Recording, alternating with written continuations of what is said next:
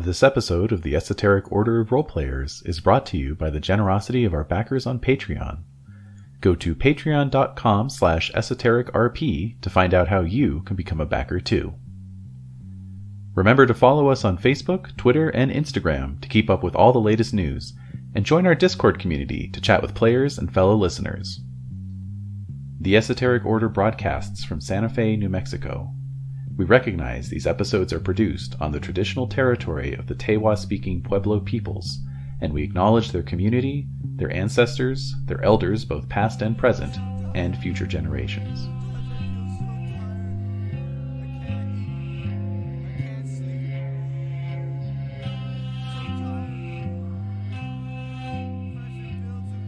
The Esoteric Order of Roleplayers present The Reclaimed Perimeter, a Cyberpunk Red campaign, with David Larkins as the Game Master.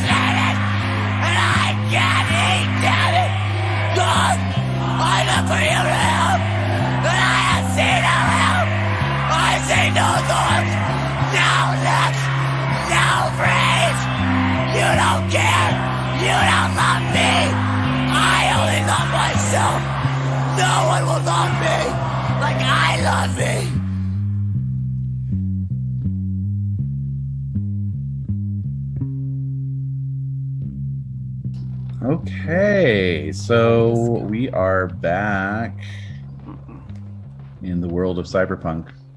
Yes. We stepped out of our Cyberpunk reality into this Cyberpunk reality. Yeah. And we're going to pick up more or less where we left off. So, Santiago, you had some homework last time. Ooh. Yes. I totally did. Well, yes. If you're referring to determining Skoden's family crisis, then I held off so that we could do that in game. Exactly. Yay! Exactly. That's how we roll. Yeah. Yes. So I mean, I thought about it, but I didn't actually do anything. Yeah. Right. No, that's good. Yeah. That's what I meant. Yeah, absolutely. That's like the year's motto, I think. Yeah. Just think about it. Don't do anything. I thought about Think it, about but it. I didn't actually do anything. Exactly. Thought about it, but you know. So Skoden's reflecting on some family tragedy, right? Yes. As he stands there over the dead body of his foe, whom he has honored for their, valiant effort in battle. Even though they're a total piece of shit, because I was feeling some type of way, like, man, just straight murk that fool out of the gate. First episode, just straight up beat someone to death, and I was like, God, that's really harsh. But then I looked up like what faction they were, the organization they are, how they roll, their ideals and convictions, and I'm like, oh, no, that checks out. That's okay. So I'm all right with it. But you still honor a fallen foe, even if they are what's name, whatever those guys are called, They're dog killers. Their minions. race. Their race. Their race. Mm-hmm. Yeah. They're like a sub-faction of a shittier faction. Yes, Like- the Raffin Shiv, I believe. There you go. The Raffin Shiv led by Dog Killer. I'm like, that strikes 2 and 3 right there. Yeah, pretty much. Like, how can we make him less likable? Yeah. Mm-hmm. So yes, as Skoden is standing there, as this kind of big beefy Nordic berserker type in his nomad leathers, there's a great inner turmoil moving through his mind that the strange entity Miracle Worker that's now inside his mind is privy to. So, what does Miracle Worker sense going through Skoden's mind here? So let's see. I mean, I'm okay with rolling one because there's a whole bunch on here that are really good. You know, losing everything through betrayal is good. Ooh. You know, they're vanished to a fate unknown. Ooh. I'm the only remaining member is nice. They're imprisoned, and I alone escaped. That's kind of cool. Ooh. Oh yeah, that's a good one. Scattered to the winds due to misfortune. That's normal. Yeah, I was gonna say it's Tuesday right there. A bog standard human experience. Right? Yeah. Hereditary feud that has lasted for generations. Also, that actually also makes sense. Yeah, checks out. So, I'm okay with rolling one, I guess. You can just throw a D10. Okay, WHiM, roll a D10. All right. Are you sure about that? Yeah. Stay positive. It's happening. Oh no, he's doing it. Oh no, he beat me to it. So I rolled a 1. So that is your family lost everything through betrayal. Ooh. Which Sweet spot. I really like that one. That's fucking cool because it suggests that I can be possessed of this kind of smoldering rage about that, and also desire for vengeance. And even though you know better, being revenged upon your enemies is a big part of my culture. So that checks out with that. So I'm feeling that's really what is going through my head right now. That it's like I'm not wasting my time with what I'm doing right now, but I have to remember that everything I do kind of has to serve that overarching, making things right with my family, with what happened to my family, and the hated betrayer who sold us out. Who's the betrayer? Do you know who it is? I want to say I probably have suspicions, but I don't think I necessarily know. I would think that based on my childhood, based on my childhood, let's see here. Yeah, I was already a nomad in my childhood environment. And then my family background was a northern nomad pack. So I'm guessing we were betrayed. I was picked up by kind of absorbed as an orphan into another nomad pack. And so because of that, I want to say this betrayal happened when I was fairly young.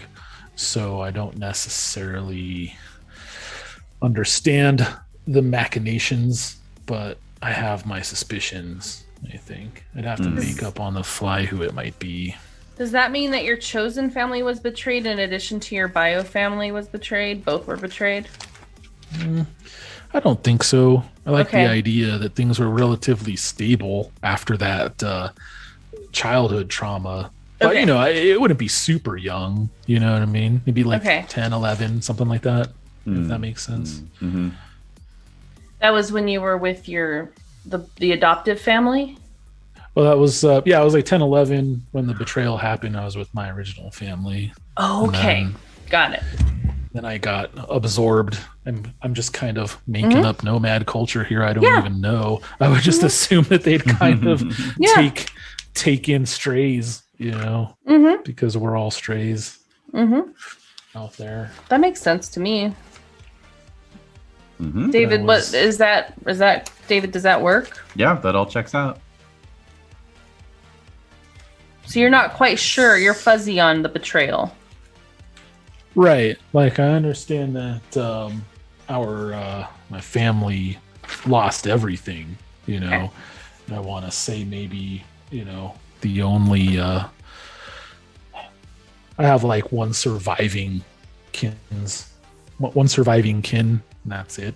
Only people to really make it out. Otherwise, lost. By lost everything, I'm not thinking just financially. I'm thinking lives, people, members, everything. We were just completely. But there were a few survivors. So I don't want to make it too similar to a family was killed and you were the only survivor. So there's a few of us, but not, not many to speak of at all. We were almost wiped out. Okay, gotcha. No vehicles, no resources, nothing. Just. Yeah. Okay. All right. So all those thoughts are flashing through your head, and Miracle Worker is getting a front row seat to all of it. Meanwhile, over in another part of the night market, WHiM has finished patching up Slide. Oh, that's right. Wraith A or B or whoever Wraith the D, fuck. actually. Wraith D? Wraith Sorry. D. Okay. Here we go. The capital D. Yes. Capital D and Slide. That's right. Okay, so she's kind of watching as you're like, putting the the spray on flesh, over the laceration from Dooley's bullet.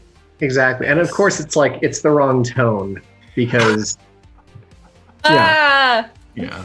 Love it. Love Yeah. They that. never address that in sci-fi. That mechanic always shows up, and you see him spraying on there. They never address. Well, what about skin tone? I've never seen that addressed before. That's amazing. Wait, but since your stuff's like discount and stolen, can it be like a party color or something where it's just something weird? It's actually not discount. It's stolen from hospitals. Oh, then it's probably pretty good. Yeah, but it's just like you get the melanin that came off the shelf, basically. Yeah, exactly. So it's like it's from hospitals, but it's kind of like discarded. So it's jaundice is what it is. Okay, Nice. It's not from the children's ward with like Yodas and shit on. Oh my God. No, they keep track of that stuff. That's premium currency right there. Right. All right, cool. And so yeah, she's kind of watching and wincing as you're going through the the patching up. But then she says, "Why did you save my life?"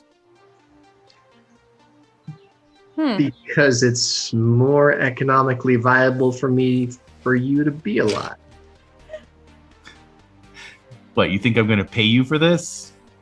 No, but now that I've patched you up, you know who's good at it.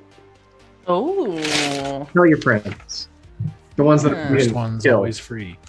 Yep. All right. Live ones. Thanks. Tell your buddies. I'm willing to treat them, but they got to pay. All right. Provided we didn't shoot them up first. Well, even if we did shoot them up first. Yeah. So she says, "I know who you are. I don't think anybody in our pack's gonna want you come sniffing around."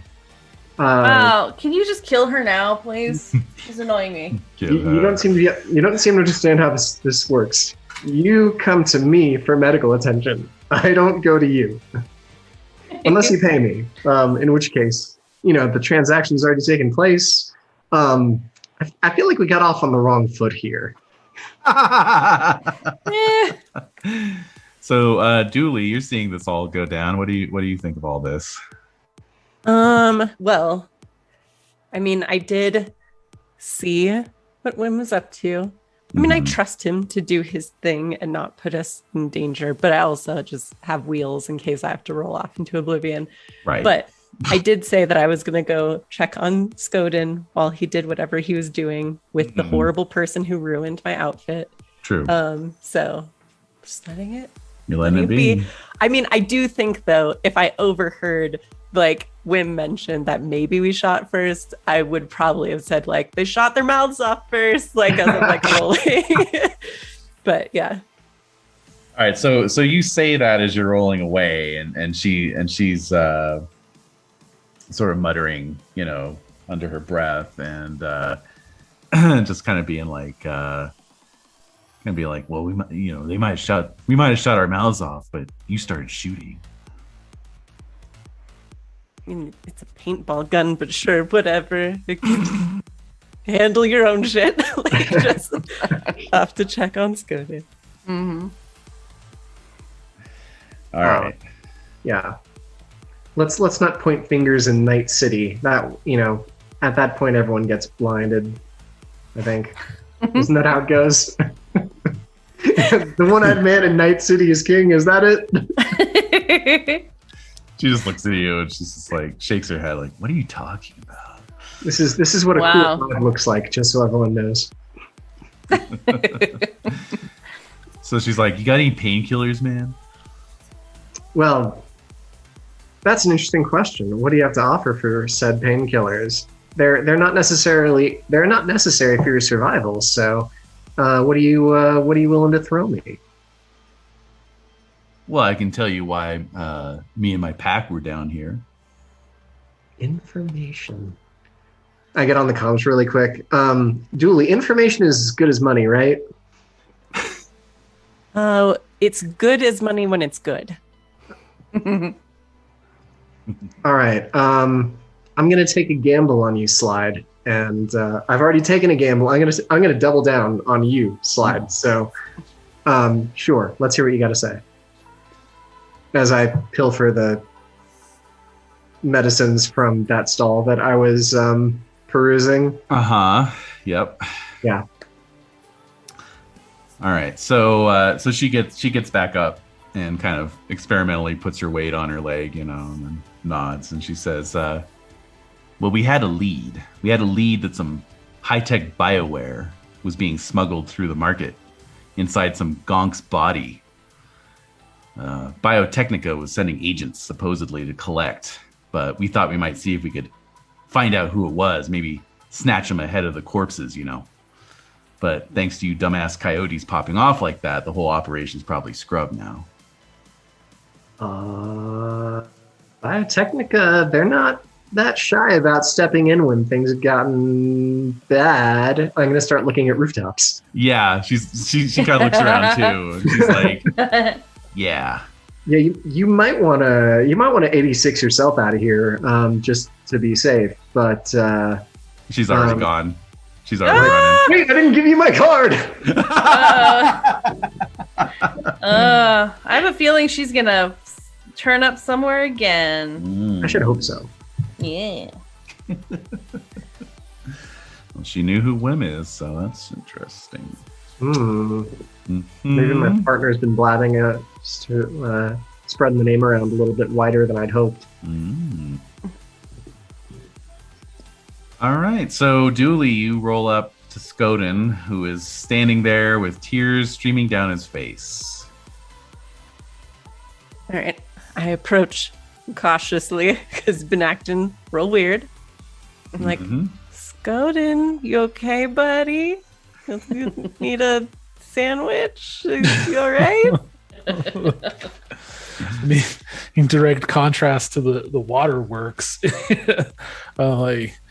I seem to be suffering some sort of cyber attack. Also, perhaps some chemical. The toxin binders are not reporting anything. I don't understand what's happening. Did you get something installed that had some bad juju? Yeah. Not to my knowledge. Oh, well, what's going on? I'm like, there's just like squished people around you and stuff, right? Yeah. Oh, brains, bone, blood. Yeah. Just everywhere. Yeah. I mean, the move, make an example.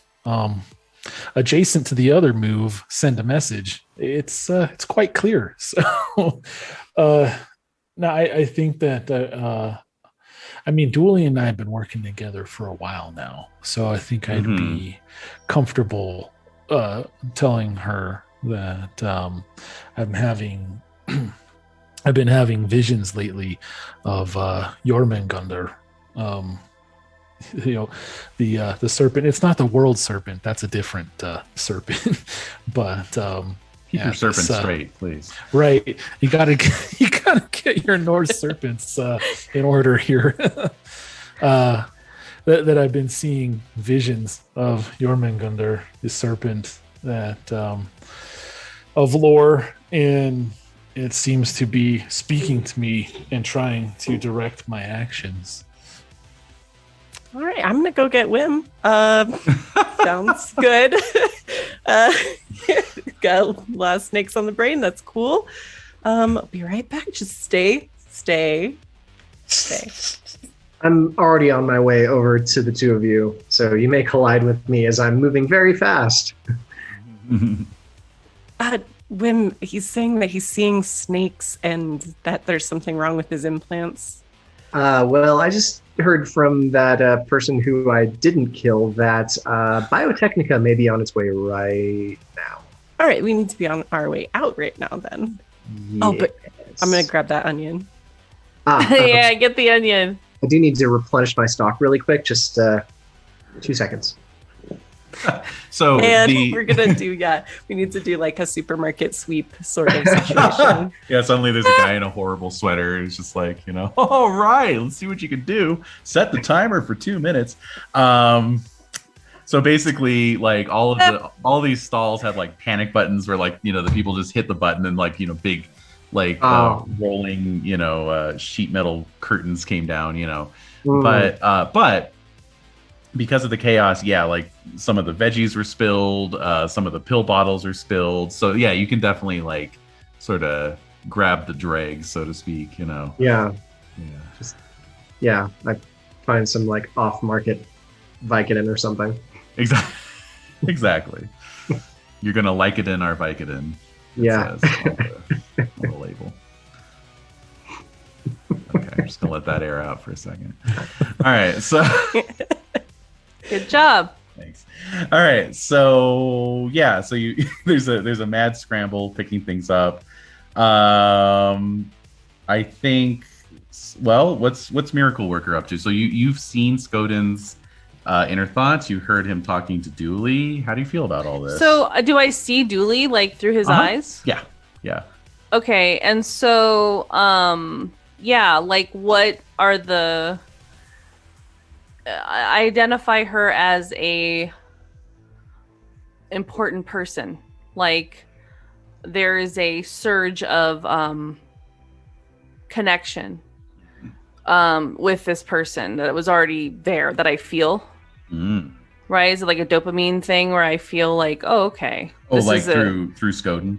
Yeah, like that. Mm-hmm. Like I'm basically assessing the people that he's looking at. So we've looked at some remains of some people that he killed. We are looking.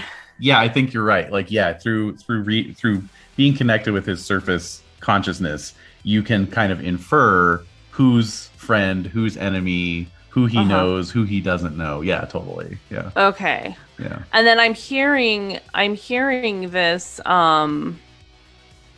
I'm hearing this talk of some serpent, correct? I'm hearing him talk this name, so I'm checking my databases for that and can't find. I don't know what that is. But instead, what flashes in terms of an image in his mind would be a reference point. So it basically looks kind of like a serpent, but it's covered in feathers. And it's and it looks like it has feet. It has a headdress, feathers, and it's like gray and red, and that's like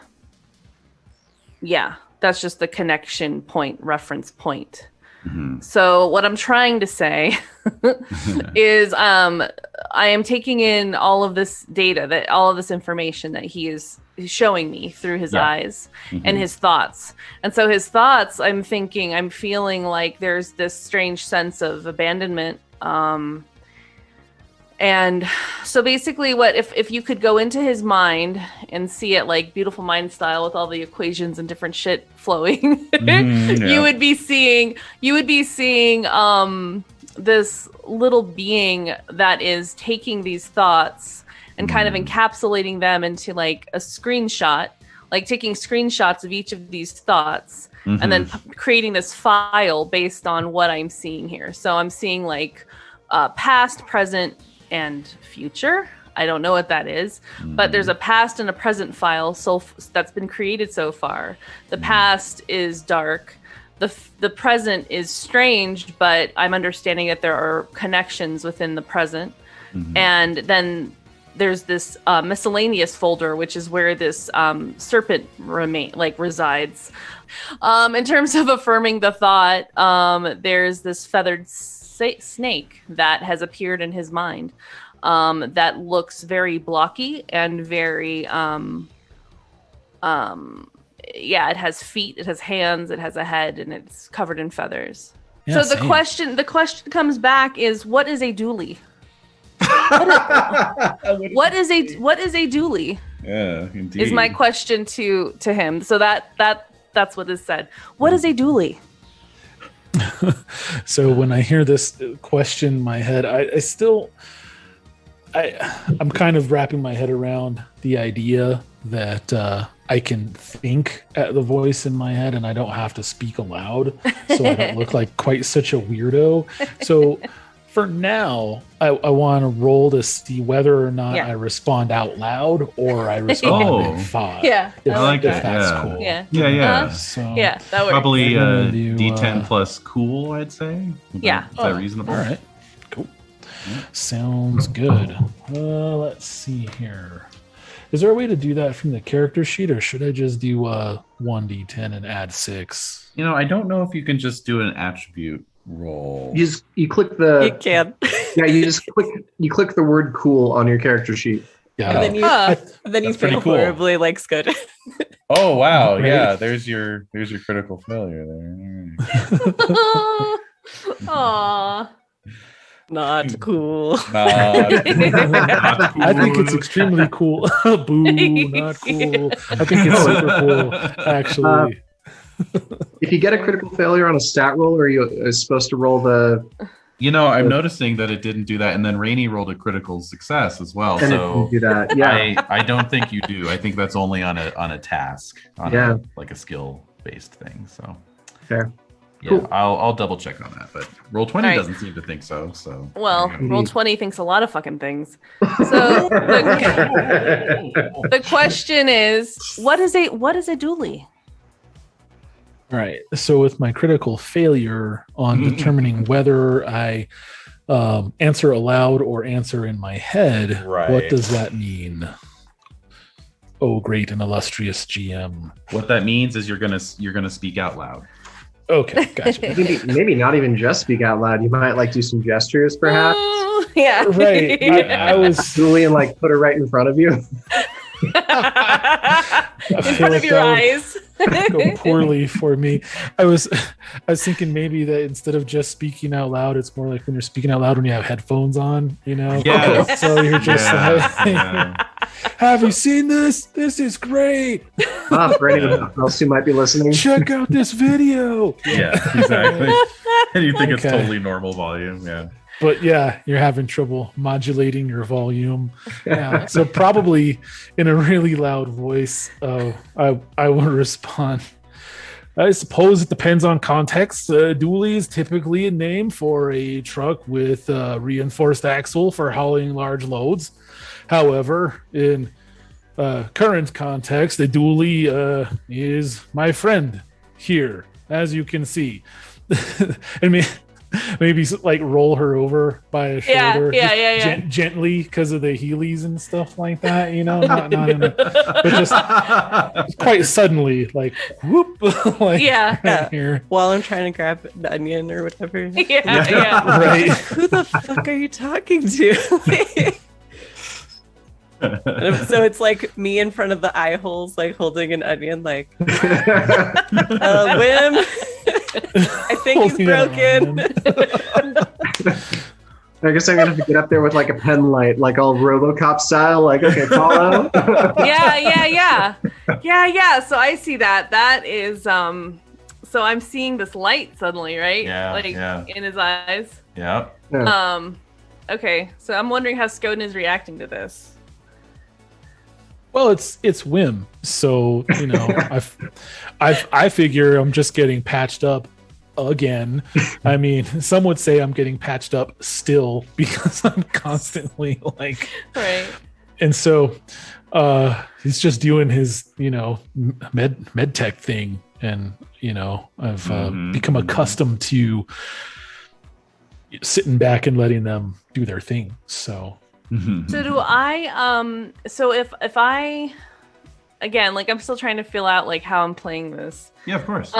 Can I can see through his eyes, correct? Yes. We've established that I've unlocked the eyes. I've also been able to unlock, what was the other thing I unlocked? Surface thoughts. Okay, so I flashed the thoughts in Skoden's mind of oxygen level 98, blood pressure 128 over what's normal? What's 90, normal? 70, 80, 90. 70. Rainy, yeah. Where are you at? I'm just thinking. I'm not a human medical professional. Not a human thing. I'm just thinking. What's the dog's blood pressure? Right. I know I want the map over 60 during anesthesia so that they have perfusion through their kidneys. Oh, God damn. Don't get me started on this. Okay, so wait, let me see. I'm just thinking post-combat, his BP. Yeah, let me see here. Yeah. So okay. Oxygen level. So these are the thoughts that are flashing in Skoden's mind as WHiM is doing these like medical checks. So oxygen, 98%. Blood pressure, 140 over 78. Mm-hmm. Blood type, O positive. Nice. That's true. Oxygen level, 98. So I'm just like, I'm saying these things, so I don't know. It's like, again, can these thoughts compel him to talk or not? Oh, yeah. Like, absolutely. Okay. Well, okay. There's that. Or not. Okay, so 3 things. They can certainly compel him to talk of his own volition. That's A. B, if you want to actually control his tongue, soft palate, larynx, and so forth, that is the next level of control hacking that you can do. Okay. All right. And so that's an interface role. It's an interface role. And then C, the other piece is as WHiM is flashing that pen light in Skoden's eyes, there is a mental image that is brought to the forefront of Skoden's thoughts of like large refractive lights, like the kind you would see in a surgical, operating room or theater of some kind. So it's like every time the pen light crosses your vision, it's like the light turns into these refractive operating lights, and then the vision winks out as soon as the pen light passes. So. Okay, that causes that. Oh, I'm sorry. What were you gonna say, WHiM? I was gonna start snapping, and so Skoden, do you smell toast? You smell burning toast? I can only smell that onion. Hang on to that, Dooley. I'd like to fish my my agent out of my pocket and compare what I'm hearing to the readout on it from my biomonitor. Because I want to see if that's accurate. Oh Okay. shoot! Can the biomonitor be communicated with? Can I communicate with that biomonitor? You can access it. It's a net architecture, so you can access it. Yeah. Yeah, I should be able to. Okay. So, but yes, it does match. Can I? Nice. Is there a spot? Is there like a notes spot on that app that it would be like a notification that I would be able to like send a message through the bio thing? Like an error message? Yeah, exactly. Pop-up? Even better. You're so brilliant. Right? Yeah, error Awesome. message. Yeah. Yeah, I was thinking like an alert, like a boom or something like that. Like, you have one new message through the app or something like that, but an error message, that's even... An error message is cool. It's like the only way that I can communicate, through it. So, David, I don't want to, what do I have to roll to make this happen? All right, give me an interface roll for scanner. And this doesn't really have a target number. It's just the higher you roll, the better your scan. Okay, I had my character sheet up and then as usual, it popped away. So let me just get this here. There it is again. Okay, so this is, I'm sorry, this is... it's just a straight interface scanner roll. Interface, straight interface. Okay. All right. Oop. Great. Nice. Okay. Good roll. So yeah, you're scanning and you see this agent, through Skoden's eyes. You see the agent come out, and you're like, ooh, and you know immediately. And of course, remember, Skoden, you have the augmented reality view now too. You still have that, so you're seeing the agent as well as like kind of broadcasting its own little, signal, right? And okay, yeah. So Miracle Worker, you can make an attempt to backdoor this thing. Okay. And I did, right? I mean, no, that was Scanner. So this is a Scanner. Okay. This is a second interface roll. Okay. Same deal. And this does have a difficulty number, but it's an agent, so it's really not that tough. So let me just see where we're at on difficulty numbers. Okay, difficulty 8. 8. Okay. Oh, yay! All right, I make it with a 13. Okay. So you are now jacked in to the agent. Okay. And wait, just for now, just for this interaction, or just forever? As long as you wish to remain so. You can jack out at any time. Just for future reference, jacking out if you've encountered hostile programs like Black Ice is no bueno. You need to neutralize those before. But this agent does not have any nasty surprises on it. So yet, okay. Well, that you know. Yes. Ones that you have not yet introduced into the agent. Exactly. Hey, wait a minute. What do you say? Hey, who's been messing around on my agent? It's got all these viruses on it. Jesus Christ. All right. Somebody been downloading porn on my agent. All right, so what pops up is like, so it's like an error message for the app, but it has these little, like 2 little thunderbolts on each side. And it says, tell them to stop it. Ooh. Okay, I would definitely show that to WHiM immediately, or I would say, I wanted to check my biomonitor, but it may be experiencing an issue. Is this a matter for concern? Yes. Don't panic. But yes. All right. So at this point, people are starting to poke their heads up again. It's been about 5 minutes. Oh yeah. Someone was like, "We need to get out of here," and we stood around. We need to get out. And indeed, you can hear off in the distance the whirring engines of an AV-4. Yep. EOL aircraft. So I would know that sound anywhere. Time to cheese it faster than your wheelies can take you. Yeah. So just as a reminder, so you guys are in South Night City, as you see on the map, and that pink zone there, that's not the British Empire. Rather, what that represents is combat zone, and combat zones basically mean anything goes. So there's no law in the combat zones. People can just get gunned down, no problem. That's a lot. That's like a third of the friggin' city. Yeah. Okay, just saying. So I mean, a third of the city that's in the bay itself, but like there's a lot of surrounding stuff. Yes, that's true. Sure. Yeah. Sure. So I have a local expert skill. Assuming that as a fixer, my job is often involved in such areas as these, could I roll that to help us find a effective route away from danger? Ooh, I'd say so. Yeah, that sounds great. Local expert. Okay. Yay. Let's see. No pressure. No pressure. It'll be fine either way. This would be everyday difficulty, so a 13. You just need 13. Sure. 14. Yeah. All right. Nice. I do have placeholder as my local place because we hadn't decided what it was yet. But I think I'll fill it in now just to be Night City.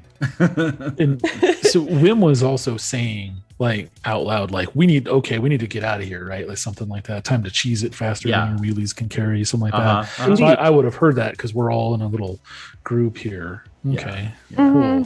Cool. I think until like we figure it out, I'm probably just going to refer to the voice in my head as Jormungandr. So I would ask them, because I have this overlay that I'm relating, like I'm equating the two, something's happening here. So I think that the voice in my head and the change in my vision are correlated. So whether or not that's, true, that's the assumption that Skoden is making. And so I would ask, kind of almost in a prayer-like fashion, I would say, Jormungandr, we must leave this place. Do you have any guidance for us as to which route we should take? Mm-hmm. Okay, what can I do? How much I guess I'm getting caught up in like, what do I have to roll in order to respond to this? Like, I'm still interacting with this phone, right? I can send messages through this phone. Yeah, and now that you're in the phone, actually, you can I can just use it as a search device or whatever you want to, Okay. Do that. So I will say, that's not my name. And I don't know where we are. and I don't know who I am. That message, like, each one just pops up like in sequence. That is not my name. I don't know where we are. I don't know who I am. And there's no voice. There's no voice right now. Right. I'm beginning to suspect this is not the world serpent. Sure you don't smell burning toast. All right, so I guess that brings up the question is, how did y'all get here? How'd you roll up to the night market? We could have taken my car. I'm pretty sure we would have taken the 16. Right. Give me your route. Give me your route. Would have taken the 1 to the 16. At this time of day, that kind of traffic? I don't think so. Oh my god. I mean, the 126 is just such a good, an easy route through residential. We avoid all the 1 traffic. Yeah, that's At PCH, it's miserable this time of year. Nobody ever takes the 126. It's true. Yeah. No one thinks to.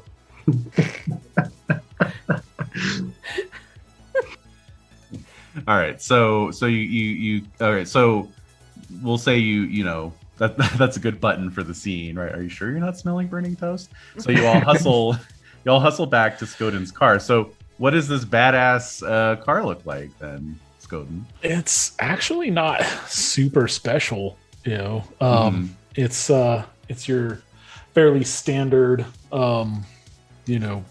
compact road car.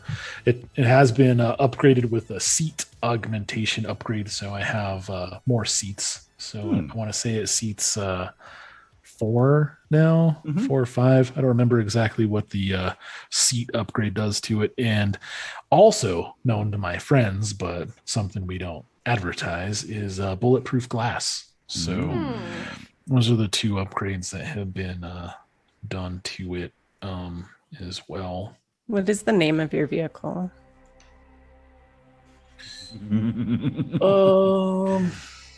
Gotta have a code name, right? Or because I have to be like, hurry, hop in the to the Hupmobile. Coolmobile. I think that I would have named this car, and because it's a family vehicle. Yeah. A clan vehicle. It's not like necessarily mine, although it's the one I always use. So it's someone I've been working on. It's somewhat personalized. But when I got it, it was already named. So the previous, whoever named it, I want to say they named it Cholo. Just Cholo. El Cholo. Yeah. Cholo. Nice. Yeah. I love it. Yeah, that's great. Yeah. Okay. And, I would have painted it matte black because matte black everything is fantastic. Gotta do that. Yeah. Do you have the coyote logo of the Edgerunners on it? Oh, is it like painted on the hood or something? Yeah. No, but I like the idea of a coyote bobblehead on the dash. Oh, yeah. There you go. Just kind of jittering everywhere as we drive around. Yeah. And that's about it. I have big plans for it. because there's a lot that can be done. It's just a matter of scraping together the bucks for it. It'd be a shame if something happened to it. Oh my god. Can I interact with this car? Thing to hear in your head. Yes, you can interact with this smart car. So give me another scan roll, please, to see. All right. To see what's to be seen. So while you're doing that, Santi, since Skoden inherited this Cholo vehicle, does it have a La Cucaracha horn? No. I think it'd be more like Fiesta Jalisco or something like that. Yeah. Jarabe Tapatio sort of stuff. Yeah. That's the one. I knew it was. Yeah. Sorry, I'm maligning my culture quite severely. Like La Bamba. Yeah. I love it. Okay. All right. So I think I made it with a 9. You did great. Yes, excellent. So, so Skoden, as you're driving out of South Night City, like not only are you seeing like some billboards coming up, and you see like a little like net architecture icon on the billboard, and then there's like a little like icon on some building because it has like an ATM in it, But then like all of a sudden your whole car dash is like comes alive, like this kind of like synthwave nightmare of like all these like neon lights just spreading out through the dash and like into the electronic system. It's like the whole thing's just lighting up basically in a way you've never seen before.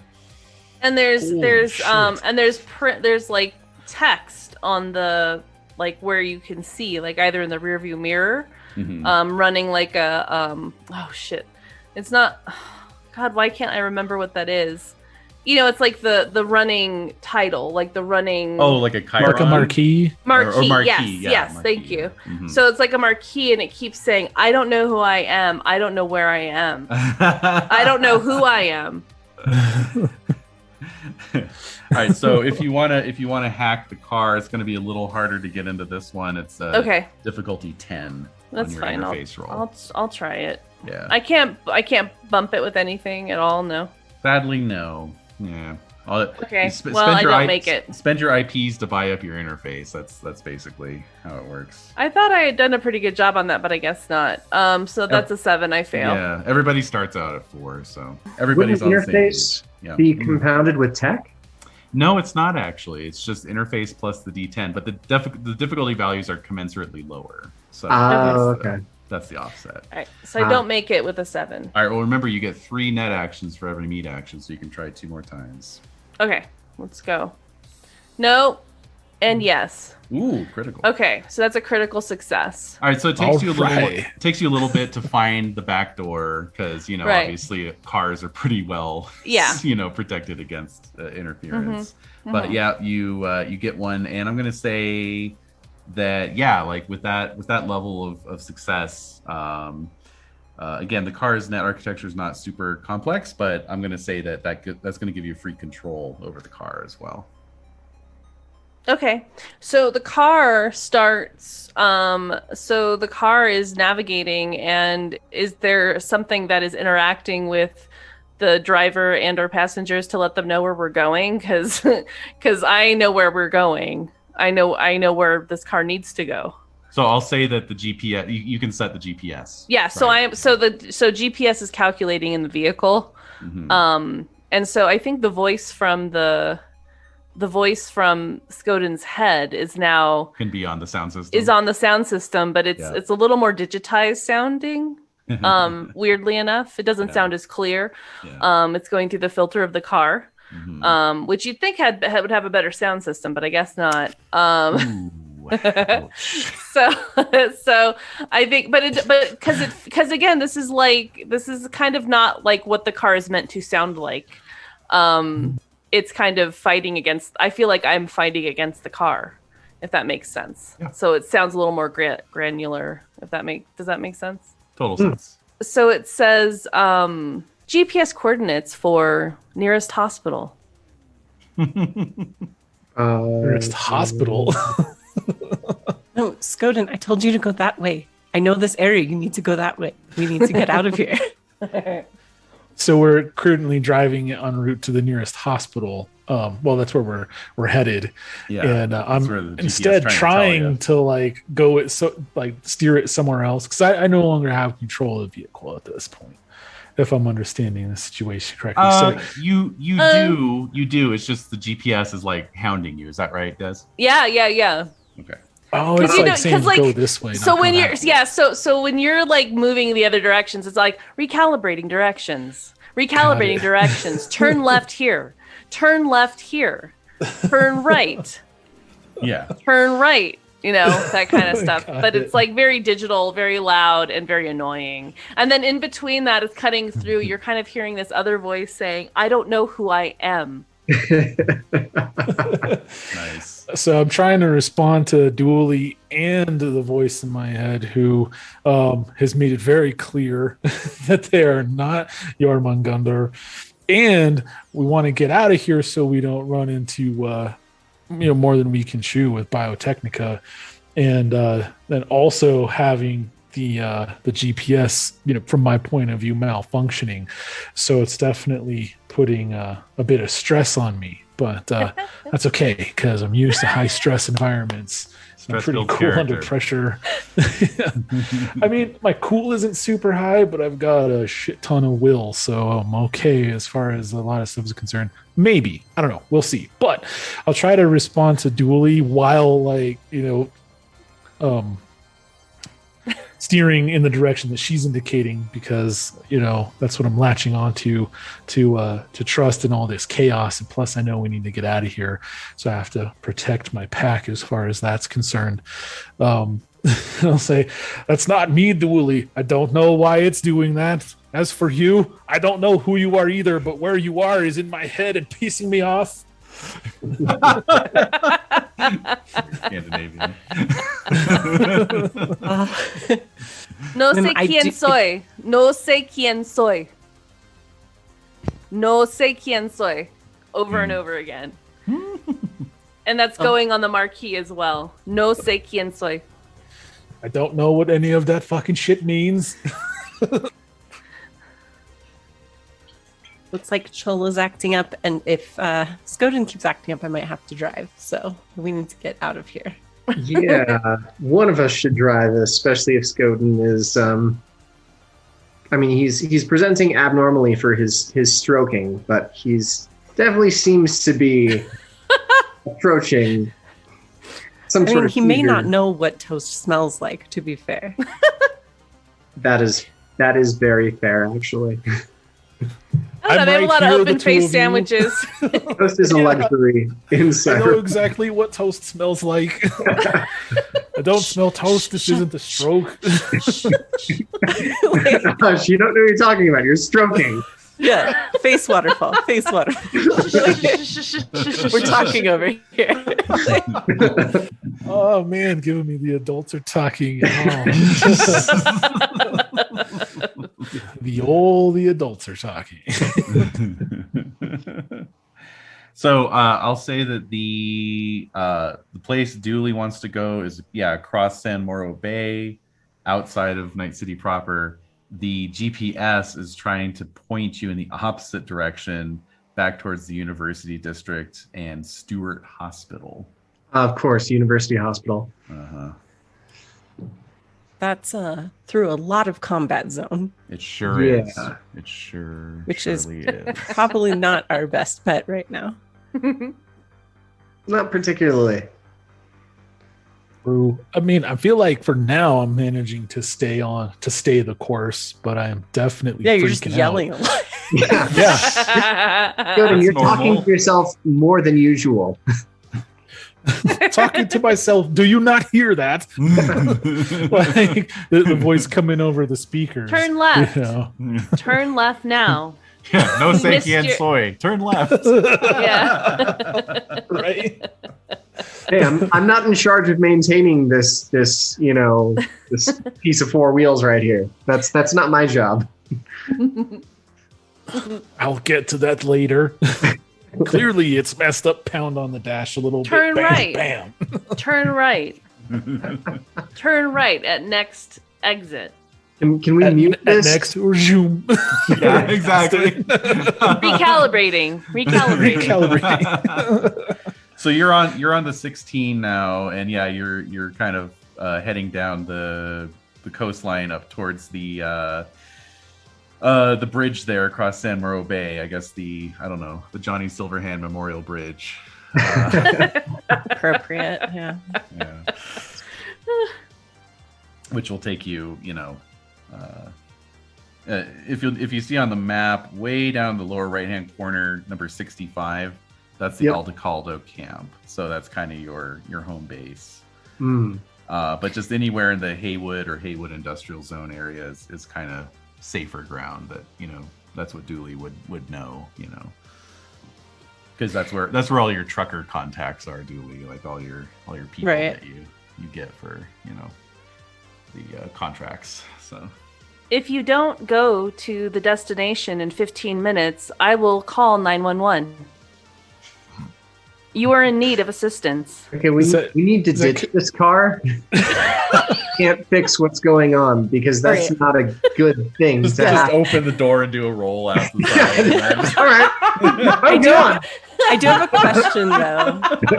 Yeah. So as a fixer, like my primary contracts are for these like vehicle use and, nomad accompaniment of things. Mm-hmm. So if we're primarily like working out of like the big nomad group is the Aldecaldos here, like would it make sense for my bonus language, which we did not establish, to be Spanish? Sure. Yeah. So nice. I like it. I'm like, yeah, there's definitely something wrong with Cholo because apparently the car doesn't know who it is. And it's a car. The car's having an identity crisis. Yeah. Maybe it's just hit a certain age, needs an oil change. Something is not right. System update? Is it locked in like a loop? Is that what's So I'm just like yelling at the car. I'm like, don't do it. You're Cholo. It's okay. You have to get back to the garage. I can assure you my vehicles are tip-top. This is not malfunction. This is something else.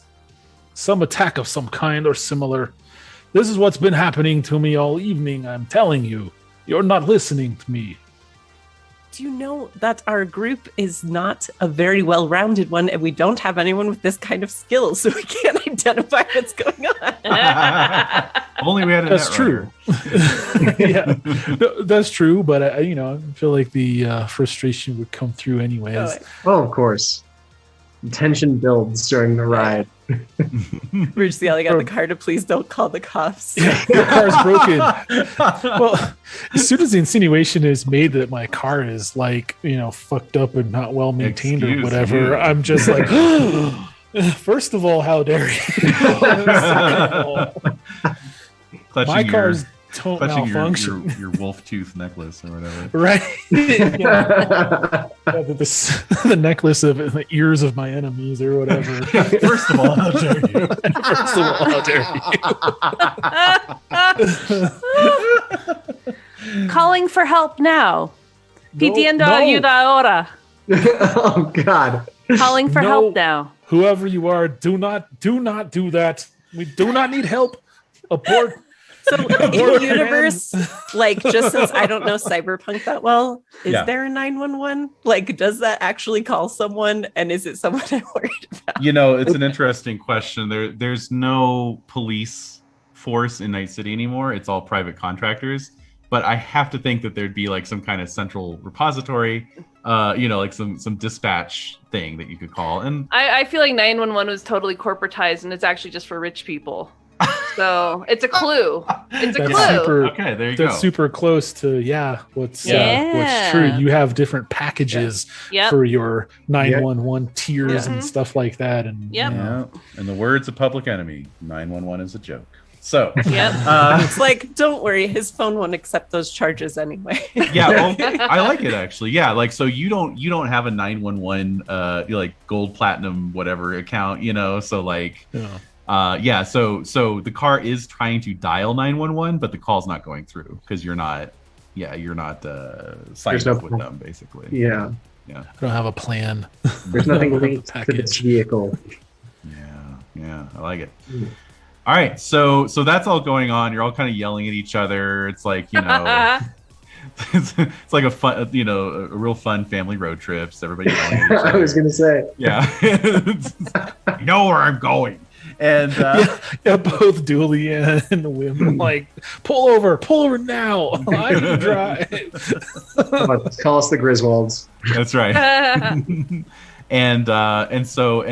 But meanwhile, you've managed to get onto the Johnny Silverhand Memorial Bridge, and you're driving. And as you can see on the map, there it's a pretty long bridge. It's like the Dumbarton, if anyone's ever taken that one. Yeah. Yeah.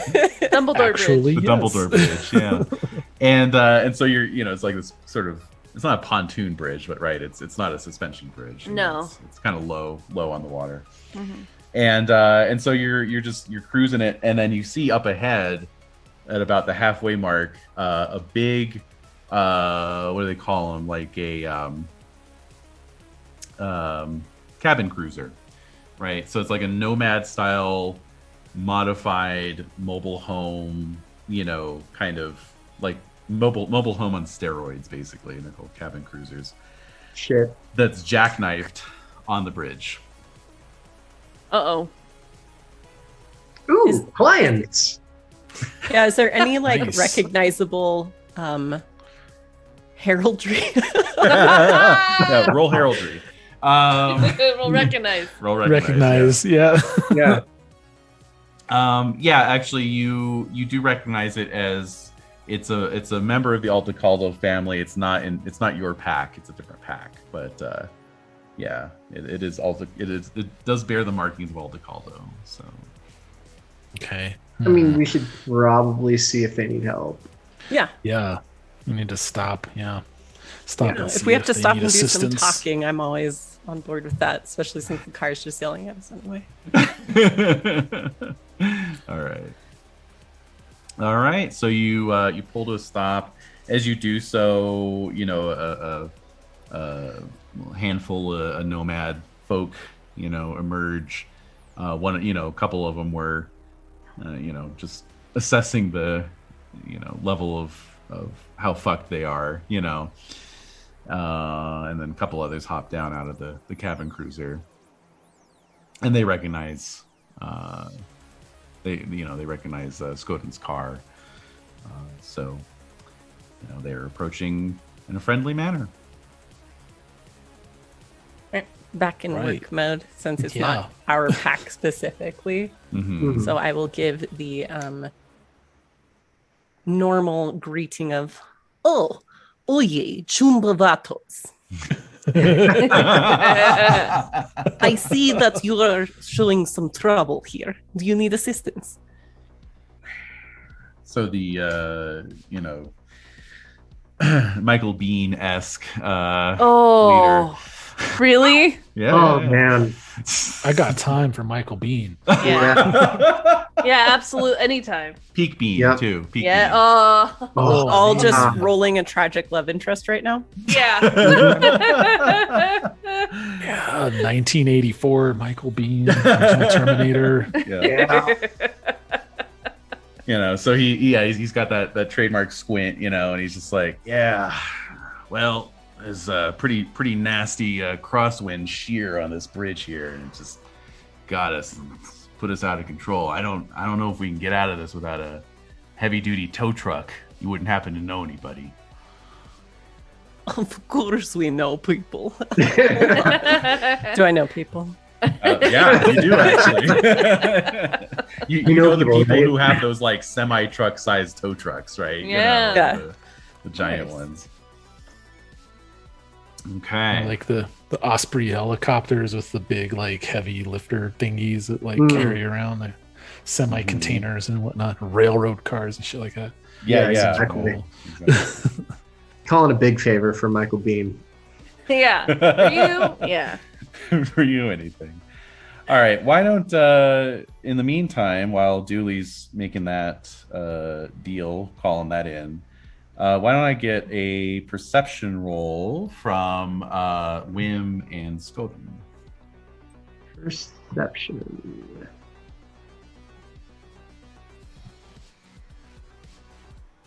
All right, I got a 13.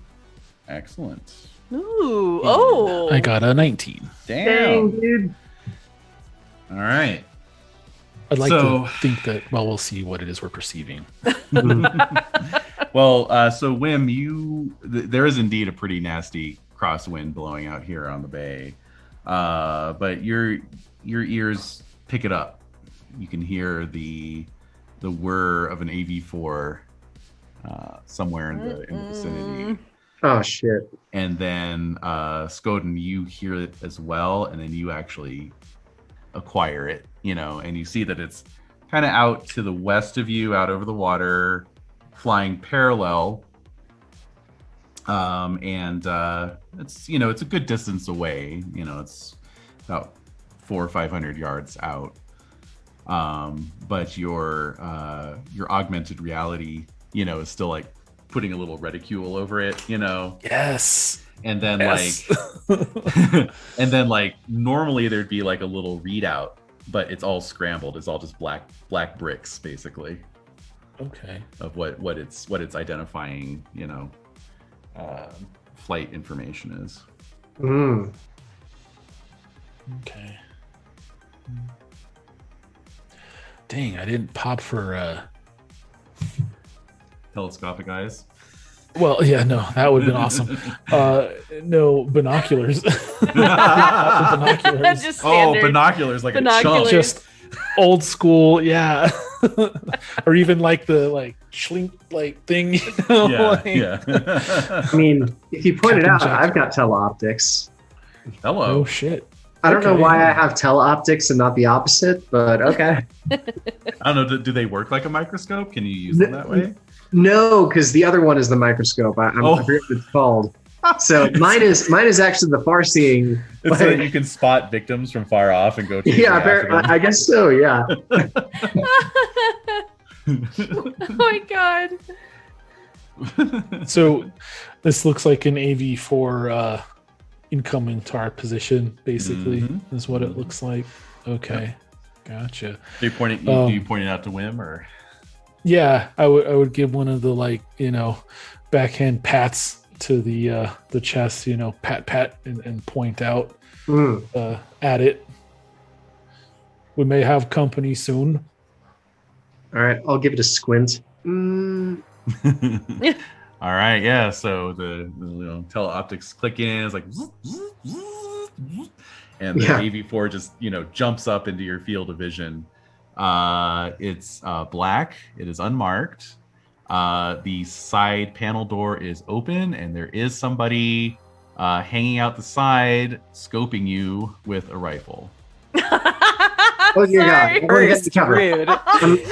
First of all, I'm not going to do the pat. I'm going to do the grabbing on the shoulder and then dragging to the covered side of Cholo.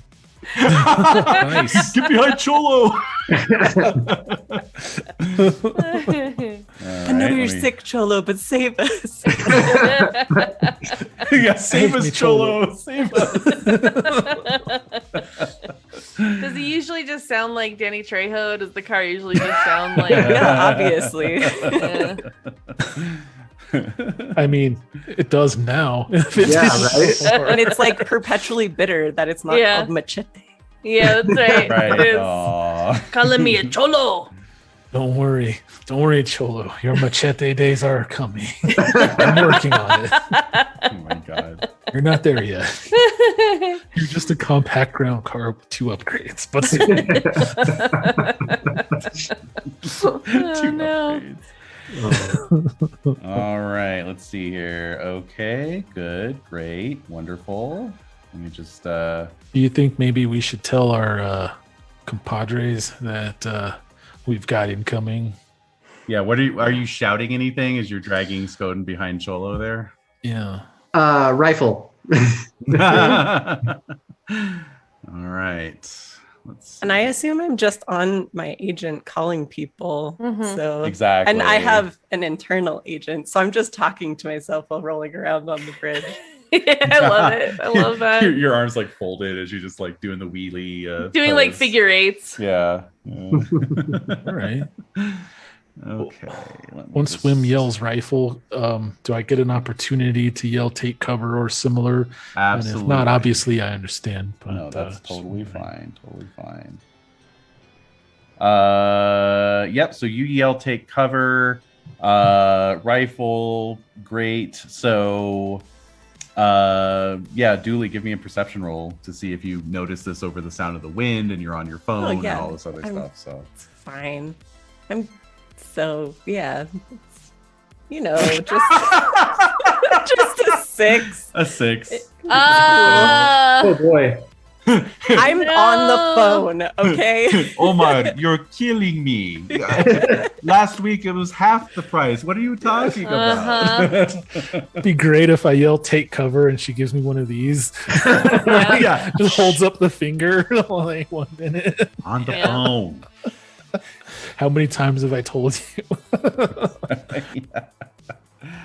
All right. Oh yeah. So no luck for our nomad friend either. He's like kind of focused on Dooley, like waiting to see what she's gonna say. So so as Skoden and WHiM both book it around to the other side of Cholo. All right, let's see.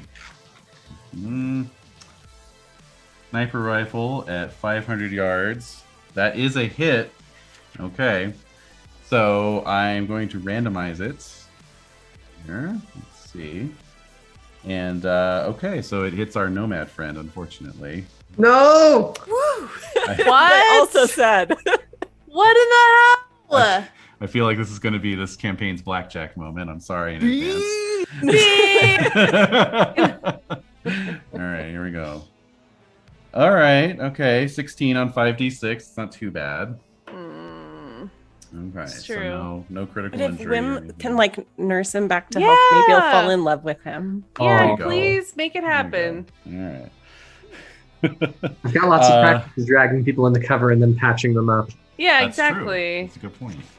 Let's see. You just armor did it for jack. somebody totally unworthy, so yeah. Well, a light armor jack, that's 11 points, right? Am I remembering that? Yeah, it's 11. Okay, cool. All right, so he only takes 5-point hit, which is not bad.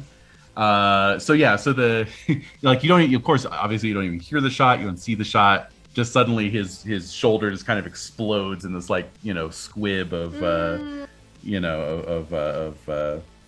aerosolized blood, and he kind of and he spins around and kind of falls against the fender like and so at that obviously Dooley, you do see that happening. Yeah, I go full limbo wheelie behind Cholo. I have a body of 3 and an evasion of like 10,000, so I think I can do that. Yeah, fair enough. And yet you're still on the phone, right? It's still just like, of hold course on, I am. This is a deal. I'm making business happen. That's right. That's right. If I get off the phone now, I'm going to lose this. Mm-hmm. All right. So, cool. So let's see. You're all taking cover behind the car then. That's fine. So what do you want to do? I want to grab Michael Bean and bring him into cover. Oh wow. Okay. Running out into the zone of fire. That's pretty brave there. Yeah. I need to give him some cover. So. All right. What do you got? I have my assault rifle. And they're really far away, but I mean, they are. Yeah, you can still at least return fire. When you say 500 yards, yes, the auto fire difficulty value only goes out to 100 yards. However, that's if you're trying to hit somebody. Right. But there is such a thing as suppressive fire. Right. Yeah. So does it require that you scream like suppressive fire while you're doing it? I mean, you have to. You have to say it like Cyril Figgis. I mean, it's just like for single shot goes out to 800 yards, but it goes the difficulty I'm assuming on this table is goes way up to 30 at that point. If you want to do single shot, that is a different matter, absolutely. But there's also, like you said, suppressive fire, which I think is probably would be the way to go. But It's saying everyone on foot within 25 yards out of cover and in line of sight has to roll.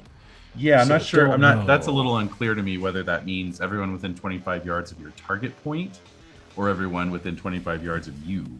So I'm not entirely sure on that. I think honestly, it's just pick a target point that you're shooting at, and it's like everyone within 25 yards of that target point, because you're creating what they call a beaten zone, right? You're creating that area where people are just not going to want to stick their heads out, basically. Right. And yeah, I don't have auto fire. I didn't actually buy that. So okay. I did, and then I didn't. So gotcha. Yep. Okay, yeah, but you can do suppressive, or you can do a single shot. Yeah, either way.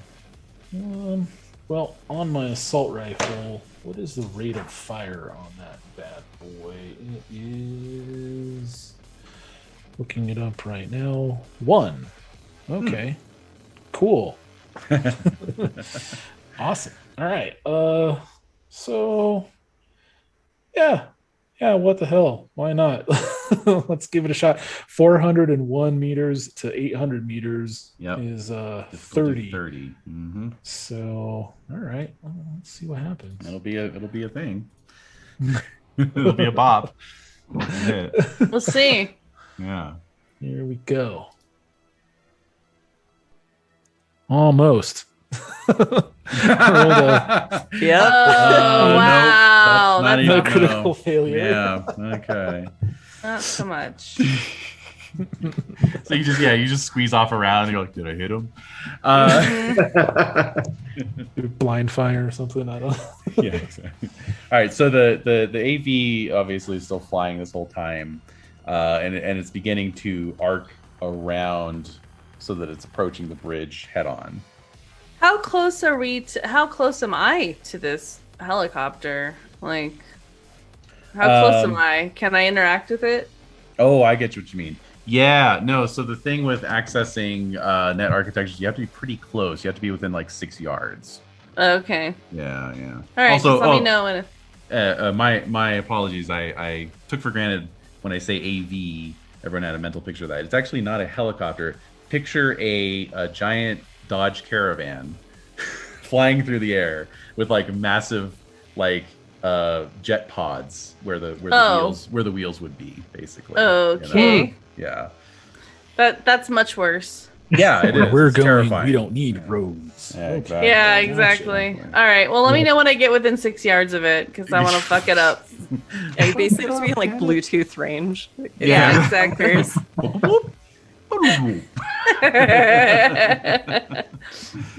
Speaker is paired. All right. Yeah. So exactly. All right. So yeah. So it is kind of coming in like head on, so that at least has eliminated the sniper from having an arc of fire on you. Mm-hmm. Okay. So WHiM, you ran out to grab Michael Bean. Yay, Yep. Bean. Okay. So just call him Bean. I'm going to say the sniper got one shot off towards you before the AV arced around, right? Okay. As Skoden was shooting at it himself. So we'll do another one here. And we'll say it's slightly closer, so they only need a 17 or better. Wait, how close are they, though? Oh, not much. I mean, they're 300 yards out now. Okay. Yeah. Just biding my time. Sniper rifles are only effective at super long ranges, so until he switches weapons, you won't be able to get in close. That's true, actually. Yeah, it actually gets harder to hit as the closer you get. I love how they've arranged this table. It's very cool. Each type of gun has different difficulty ranges. Very neat. All right. Oh yeah, that's pretty cool there. That's pretty cool. So it's not cool, actually. All right, so the sniper sees WHiM dart out and squeezes off a shot. Damn it. Oh, only 12 damage. So, since I'm probably wearing my light armor jack. Yeah, you are. Definitely. So only 1 point of damage. Mm-hmm. Ooh. And 1 point of ablation as well. Yep. Wow, a 1, 1, 2, 3, 5. That is just sad. Oh, it is sad. Is that head or body? Sad. Body. Oh yeah. Audie. Yeah. So, did you manage to drag Bean back to? Yeah, come on, I'm in suspense. I should hope so. I got shot doing it. Yep. Yeah, you got winged. You got wings, and so there's not like penetration. It's just like a nice impact. Like I'm gonna have a bruise. Big old bruise. Yeah. Okay. So like to ask him when I can. But they mean business, man. That these people are shooting at you guys. Like, you mean business, right? So I want to ask Bean if what have you got in that thing? Anything that will help us here? Hopefully, you're not hauling potatoes. Or onions. Well, I guess the important question to ask is: you said his vehicle was jackknifed, but is it blocking both lanes of traffic? It's blocking like 1.5 lanes of traffic. You could probably squeeze by. We could do like sparks, like on the railing, squeeze. Exactly, that kind of thing. Yeah. Dramatically. Oh yeah. Yeah. We are not in an advantageous situation here. We should probably evac. That is the second half of my job description, which is med evac. That's true. That's a good point. It is one of your expertises. Yes. If we can't effectively return fire, we need to get off the X. Absolutely. Mm-hmm. But I did want to ask him, like, hey man, maybe that's like a truckload of rocket launchers. I don't know. Right. Well, so he's I mean, obviously this has all happened very quickly. Like he was just watching Dooley, and then all of a sudden he got shot, and then all of a sudden Wim's dragging behind the car. So now he gets on his comm, and he's like, Jenny, get up on the autocannon, get that fucking thing out of here. There's a Jenny? Uh-huh. There's an autocannon? I'm not sure which one I'm more in love with. I know. Oh man, I love them both, but when you put them together, hey man, you got Jenny on my autocannon. You got autocannon on my Jenny.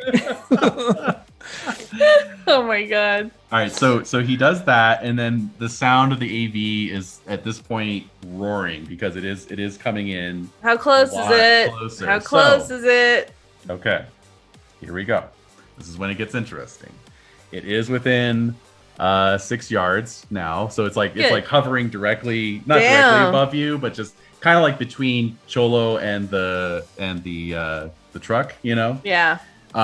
You see the panel doors open. Okay. This Solo or whoever they are has set down their sniper rifle, and they've got some kind of like weird ass looking weapon that's like very big and bulky. Like your immediate thought is like, holy shit, that's a laser cannon.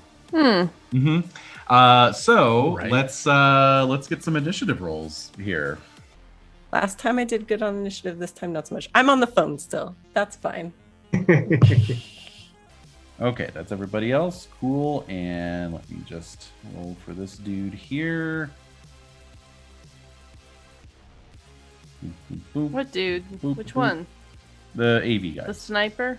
Yeah. Okay, is that on combat, you said? Yeah, it's on the combat Got tab it. on the All right. Yes. All right. All right. Initiative 10. Okay. Oh, but what about Jenny? Uh-oh. Oh yeah. She's getting up to the thing right now. So. Got it. She's moving. Okay. All right. So it looks like Dooley goes after, and WHiM tied. So Skoden's up first. Yeah. All right. I don't actually have auto fire as the skill, but Correct. I want to see if can you still try it even just with Absolutely. pure reflex? Pure reflex. Yeah, you All just the don't have a reflexes. bonus. Yep. Fantastic. Yeah, let's give it a shot. Let's point. You want to the, open up with the auto fire? Yeah, point the fiery end at the guy on the laser cannon in the AV and just Go. pop off a burst. Yeah, shoot your gun in the air and say yeah, let's see what happens. All right. Oh, something happened. Critical success. Nice. Now he's at 6 yards as established, and that is if you'd been firing a submachine gun, that would have hit. Sadly. An assault rifle at 6 yards or less is difficulty value 22. Oh, no! Impossible. Oh, that's the auto fire one, right? That's different. Yeah. If only he'd been a little further away. All right. How ironic. All right, so you open up on the AV and you see sparks flying off the sides, and the Solo does duck back a little bit, but sort of reflexively, and then resets themselves. So that brings up Miracle Worker. What do you got? All right.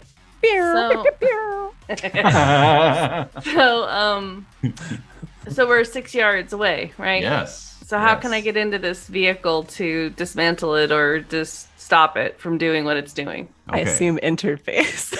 Yeah. Well, first of all, I have one word for you: interface. But you have 3 net actions. So net action number 1 is going to be scan. Mm-hmm. Right, to see if you can find the access point. Right. Action number 2 is backdoor to get into it. That's right. Action number 3 is going to be control. Right. So okay. I had that written down somewhere. You'll get it. Maybe. Because if you don't. Okay. All right. So let's do this thing. Yeah. Do it. Let's see here. So in terms of because I have some programs, right, that I can add to my roles. Yes. Sometimes, yes. Do you have anything that adds to scan? Let me double check here. No. Okay. Just a backdoor. So backdoor. Oh, perfect. Okay. Yeah. Great. So go ahead and make that scan roll. Okay. Make it. Nice. That's a good roll there. 14. Mm-hmm. Plus 7. 21. 21. Holy shit. All right, so I'm going to actually give you a little bonus as well on your backdoor there because, maybe because you're already in the car. Yeah. It's like two vehicular systems talking to each other. I don't know. So go ahead and do your interface roll for backdoor. You're going to add +2, I believe it is, for your program, right? Yeah, let me just double check here. Yeah, so it's WHiM. So it's increase all backdoor checks by +2. +2. Add an additional +2, so +4. +4 altogether to your interface roll for backdoor. Ooh, God, oh my God. Okay, I'm scared. All right. I'm gonna put the DV at 10 for this one. 10. Mm-hmm. Okay, I didn't do something fancy with the whole adding thing, so if I rolled 6 +4 is 10. You did it. Yeah. Damn, barely. All right. Yeah. Whew. All right, so you're in. Okay, so this little golden worm with green eyes is making its way through the system to see what is going on here. How do I control this? How can I stop the engine? I just want to stop the engine. My system. All right, so you want to stop the engine? Yes, I do. Okay. Which one?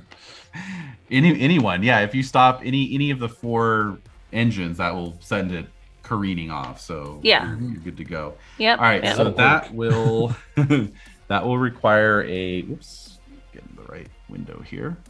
That'll require a control roll. Okay. Let's see here. All right. So, control allows you to control things attached to net architecture, like cameras, drones, turrets, laser grids, elevators, sprinklers, etc., using a control node. Each node has a DV required to take control of it as a net action. Operating each individual thing attached to the node requires separate net action once you've taken hold of the control node and can be done from anywhere in the architecture. Okay, so basically this rolls to get control, and then you're going to have to wait till next round to shut it down or turn it sideways or whatever you want to do. Okay. All right. Okay. And we'll say on that one it's a DV10. Okay. No bonuses. No bonuses this time, no. Holy shit. 24. You rolled 2 10s. Oh my God. Yep. Okay. Yep. All right. So you have assumed control. Yep. Okay. Well done. All right, Thank you. WHiM, you are up. All right. So, I mean, you said we established last time that like all of our actions kind of take place semi-simultaneously. Right. Correct. Yeah. Okay. So, yeah, I'm gonna unsling my shotgun, which I don't think has a penalty at 6 yards, right? No, I don't believe it does. Let's see here. Shotgun, slug at 6. Yeah, 13 or better. Okay. All right. So yeah, I'm going to 13 or better. You say? Yeah, I do say. All right. I'm gonna go big or go home, and I'm gonna try to headshot. Nice. Oh. Yeah. Yeah. Well done. So, all right. So adding a headshot is what, +6 difficulty? Did you say? I want to say 8, but I might be wrong on that. You're probably right. I'm probably trying to make this easier on myself. Yeah, you're a notorious cheat after all. Yeah. You know what? We'll just say -6 for now, and then if you come within 2 points, I'll confirm it one way or the other. All right. Let's find out. Yeah. You bastard. All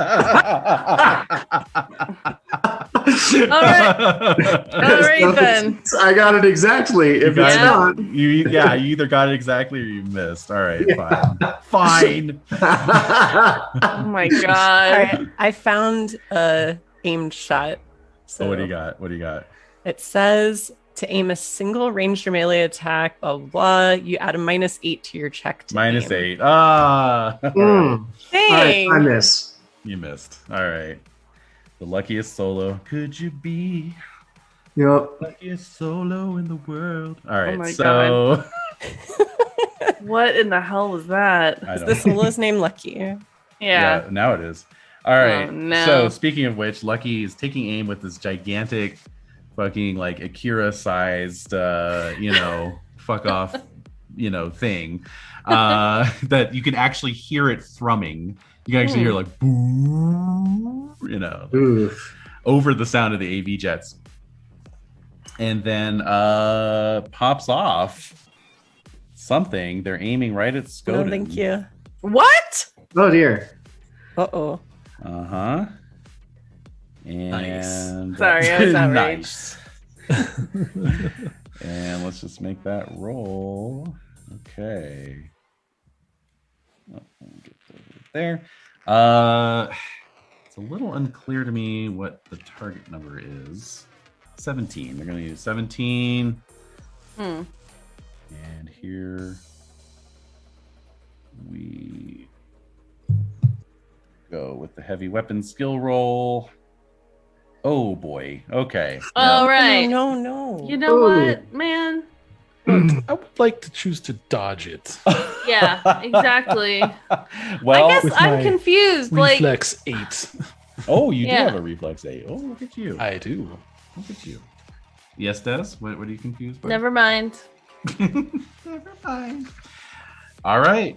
So yeah, apparently you can attempt to dodge that. So what does that mean? You need a 27 or higher on your evasion? What the fuck? Yeah, it's true, isn't it? Oh my god. It can be done. Yes. So it says a defender with ref 8 or higher can choose to attempt to dodge a ranged attack instead of using the range table to determine the difficulty value. So I guess it would change their difficulty value for a hit. Oh, okay. So yeah, functionally you do need a 27 because you're creating the difficulty value. Yeah. Okay. Yeah. Okay. So that being said, though, I don't know what my roll is. It's just evasion. Evasion. Just straight up evasion. It is evasion. Hopefully this includes everything for me. Well, let's see what happens. Oh. Oh, so close. 22. Very close. Evasion, dex, modifiers. Yeah, cool. All right. Okay. Yeah, 22, almost. So as I say, you can hear it like powering up, and then all of a sudden there's just like this kind of crackling sound followed by a loud pop, and it knocks you on your ass. You are knocked out. Oh shit. Oh, unconscious. This has interesting implications for Miracle Worker, who is currently inhabiting the AV. So Miracle Worker, your tie to Skoden has temporarily been severed while he's. Has it? It has actually, yeah. Is that how that works? I mean, like I'm like in his brain, like you are, but currently you're inhabiting another net architecture. So either that means you're forcibly jacked out of that net architecture, or you're cut off from it. So what do you think? I think I'm cut off. You're just cut off. Yeah, that's what I was thinking too. It's just temporary. Once he comes back online, you'll be able to hop back in. Mm-hmm. Back online, so to speak. All right, so Skoden has been knocked out, and so let's see. Do we have anyone left? Oh, Dooley, go for it. Hello. All right, I finished my call. Very important. Yay! You made the deal too. Yeah. Yes. I did pretty well in my haggling, so I got a good cut of whatever that was. Yeah. Let's see. I can use a real gun, or I can try to blind him with the paintball gun. The answers are... Isn't there acid in the paintballs? Nope, they're just regular right now because I don't have the money boo. for acid yet. Dang it's it. a goal. It's a goal. Dang it. Hashtag goals. Yeah, they're just glow in the dark right now. So I guess maybe it'd make them easier to hit. Don't know. You know? Yeah, bonus. I could see that. Yeah. So headshot is a -8, right? Like if you're aiming, that's what we determined. That is the actual modifier. Let me look at my skill for guns. You can always roll that critical, you know. Yep. It's not likely, but it could happen. Not bloody likely. Oh my god. Yep. This. All right. It's all about going for the cool in this game, not for being effective. Style. No, I am going to badass. aim my paintball gun for stupid eye parts to 1, tag them, and 2, try to block vision. Yeah. I like it. Yeah. Okay. Yeah, that's good. Go for those eye holes. Yep. It's Yep. It's so good. Nope. Oh no! Oh my god. 7. Oh, 7. Yeah. So you actually -8. You actually see the paintball leave the barrel and then just go whoop as it gets caught in the wash of the AV, you know. Boo. And That impact the bridge, you know. Yeah. Dang it. All right. Oh, but my rate of fire is 2. Oh, well, go for it then. Oh, okay. Compensate for that. Because he has 2 eyes, so I was going for 2 shots naturally, anyway, of course, obviously. Foolish of me, I think, otherwise. Yeah. That's a 10. Yay. With my -8. That's right. That's right. Sadly. Okay. Yeah. So the wash from the AV is just too much for the paintballs. So takes now. us back to the top of the order, and Skoden is currently unconscious on the field. So we'll just move I would along. like to remain unconscious for my turn, if I could, please. I'll allow it. All right. All right. So that takes us to Miracle Worker. Mm-hmm. Work that miracle girl. I have direct control over this AV. Yes, you do. You can do anything you want. Esto es mío. So that's mine, baby. And that's what I say. So, yeah, what can I do technically? I mean, I want to stop the engine basically. You want to shut it off. You can also turn it. It's like it's in a little ball joint, you know, that helps control its stability. So if you wanted to just like turn it in a way, it would send it kind of like, you know, cartwheeling off, you know. It's up to you. Yeah. I just want it to just basically stop and then just like fall straight to the ground. Okay. If you stop the engine, I would give the pilot a piloting roll. Oh, but if I don't, then if you redirect the jet, they can't really do anything about it. Okay, I'll redirect the jet. Okay. All right, so you do so. So the rest of you, well, those of you who are conscious, see suddenly like the passenger front, nacelle just kind of like go up by like 90 degrees, and the whole AV just lurches suddenly. The Solo like falls back into the vehicle, and it just starts kind of like I said, spinning out. Meanwhile, there's some Is kind Jenny of like there? Yeah, I was gonna say there's some kind of turret-mounted autocannon, kicks into life up on the Nomad truck, and it's like with the multi-barrels just whizzing up, and then just just sending this like solid line of tracers like right into the side of the AV. And so as it's like spinning out over the bay, the tracers just tearing into it, and then it just goes up in this like massive fireball. Fortunately, by that point, Miracle Worker, you have been booted out of the AV because it moved out beyond 6 yards from Skoden. Am I back in Cholo? You're thrown back into Cholo, yeah. Okay. Give me one more interface roll. I won't tell you what it's for. Just good. Roll. Excellent. You might be pleasantly surprised. No. Probably not. It's a 6. All right. That's not terrible. It's not terrible. I'm going to say that while you were inside the AV, you did get some very basic registration information from it. It's like that wasn't being scrambled. Right. That AV was registered to Biotechnica.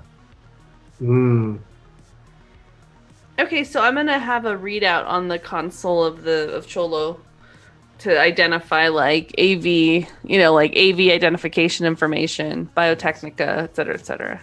Okay, cool. And then meanwhile, Skoden, you do come around. It's only, it was just a temporary stun, basically. So what was it, like a stun sort of thing, so it didn't do like damage or whatever, or do I need to deduct? Nope. Okay, gotcha. Nope. It was just like a super stunner. It hit you with this pulse of electromagnetic intensity. So. Focused electromagnetic. Yeah. Okay. Yeah. Wow. I don't think I've ever been hit by anything like that before. No, you have not. Do I still have my my AR HUD up and all that kind of stuff going on? As you regain consciousness, it sort of comes back online. Okay. Maybe doing the it's on the fritz sort of jabbing, tearing and stuff like that, and then it comes back in. Okay. Yeah. Super cool. All right. All right. This is my life now. So yeah, you're all just watching as the flaming wreckage of this AV fall down into the bay, To be fair, it happened right after I shot it with 2 paintballs. Yeah. Clearly that's what was going on. I got it. There's a really good Saves example the day of that again. trope. Saves the day again. What was that in? There was, it's in a lot of movies, but there was one where the guy shoots something with just like a little pistol and it like explodes from something else, and he's like looking at it like, what the hell? Yeah. Or the stamp in the library the stamp in in Indiana Jones. Yeah. That's really good. Definitely. So you're probably looking at your paintball gun like, what? The power. Yeah, there's no question. It was expected. Okay. It's more of a that's right. I'm taking notes in my little like secret journal of comic rendering. Yes, that's right. So the identification information is on there. So Skoden is back online. Okay. So in terms of David, I have to ask you something because. Do we need to do a breakout room? No, we're not doing a breakout room. We're not doing a breakout room. Just uno momento, por favor. Boom, boom, boom, boom, boom. While she's doing that, what are the rest of you doing? I'm gonna start patching up Bean. Yeah, that's important work. Yep. Yeah, I'm kind of explaining the deal I was able to get Bean on the tow for his vehicle repairs, and then of course really good rate on this medical care, like insider deal. Like it's good times. Yeah. All right. Excellent. Yeah, he's quite pleased by that. And by the way, I think his handle is Bean, like as in BEAN. Yeah. Oh yeah, obviously. Hell yeah. Oh, Yeah. Human beings. but he introduces himself as Orson Kehoe. That's his his given name. So. All right, David, I did send a chat in Zoom. So. Oh, okay, thank you. I have so many different chat windows. Oh my God, you're living the friggin' reality, man. Yeah, while you're doing your chat, I'll just for you. You need a AR interface. There will be a tow truck, very reliable. Our friend Nomad Group, no problem. Then it's free access to the salvage for whatever you can get from the AV. Yours, no problem. And then yes, this medical. Oh, it looks like there's a little bit of extra fake skin over that. Okay, yep, I'm just tallying. Don't worry, I'll get this to you right away. Very good rates. Friend deal. Remember, we're good. Love it. I sent a response, David. Oh, thank you. Sorry for the note wielding. That's fine. I'm just gonna lay on the asphalt like this in this position, the Vitruvian man sort of like splayed out assault rifle, a scant 18 inches from my twitching hand as I come to you. What does the sky look like that I'm looking straight up into the sky? It's not a red. Clear blue. It's let's see. You were red.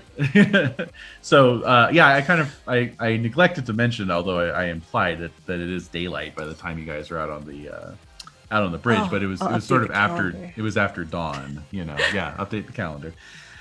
Because obviously you're at the night market, and so by the time you got out on the bridge, the sun had come up. So it's actually at this time of day, the red particulates in the atmosphere from the nuclear explosion aren't as intense as they were 15 years ago, but they are still hanging out, and especially at sunrise and sunset, it's particularly vivid. So it's this like crimson sunrise.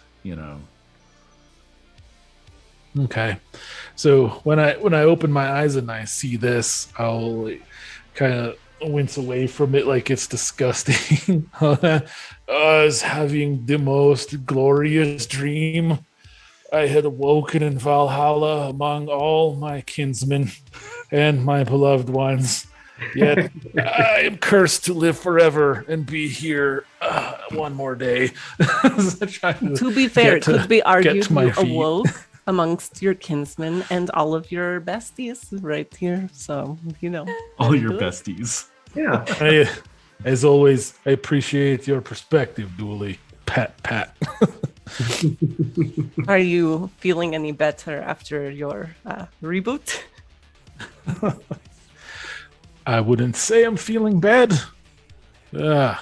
Mystery guest, are you still with me? Out loud. Oh, he's still fucked. Okay, bye.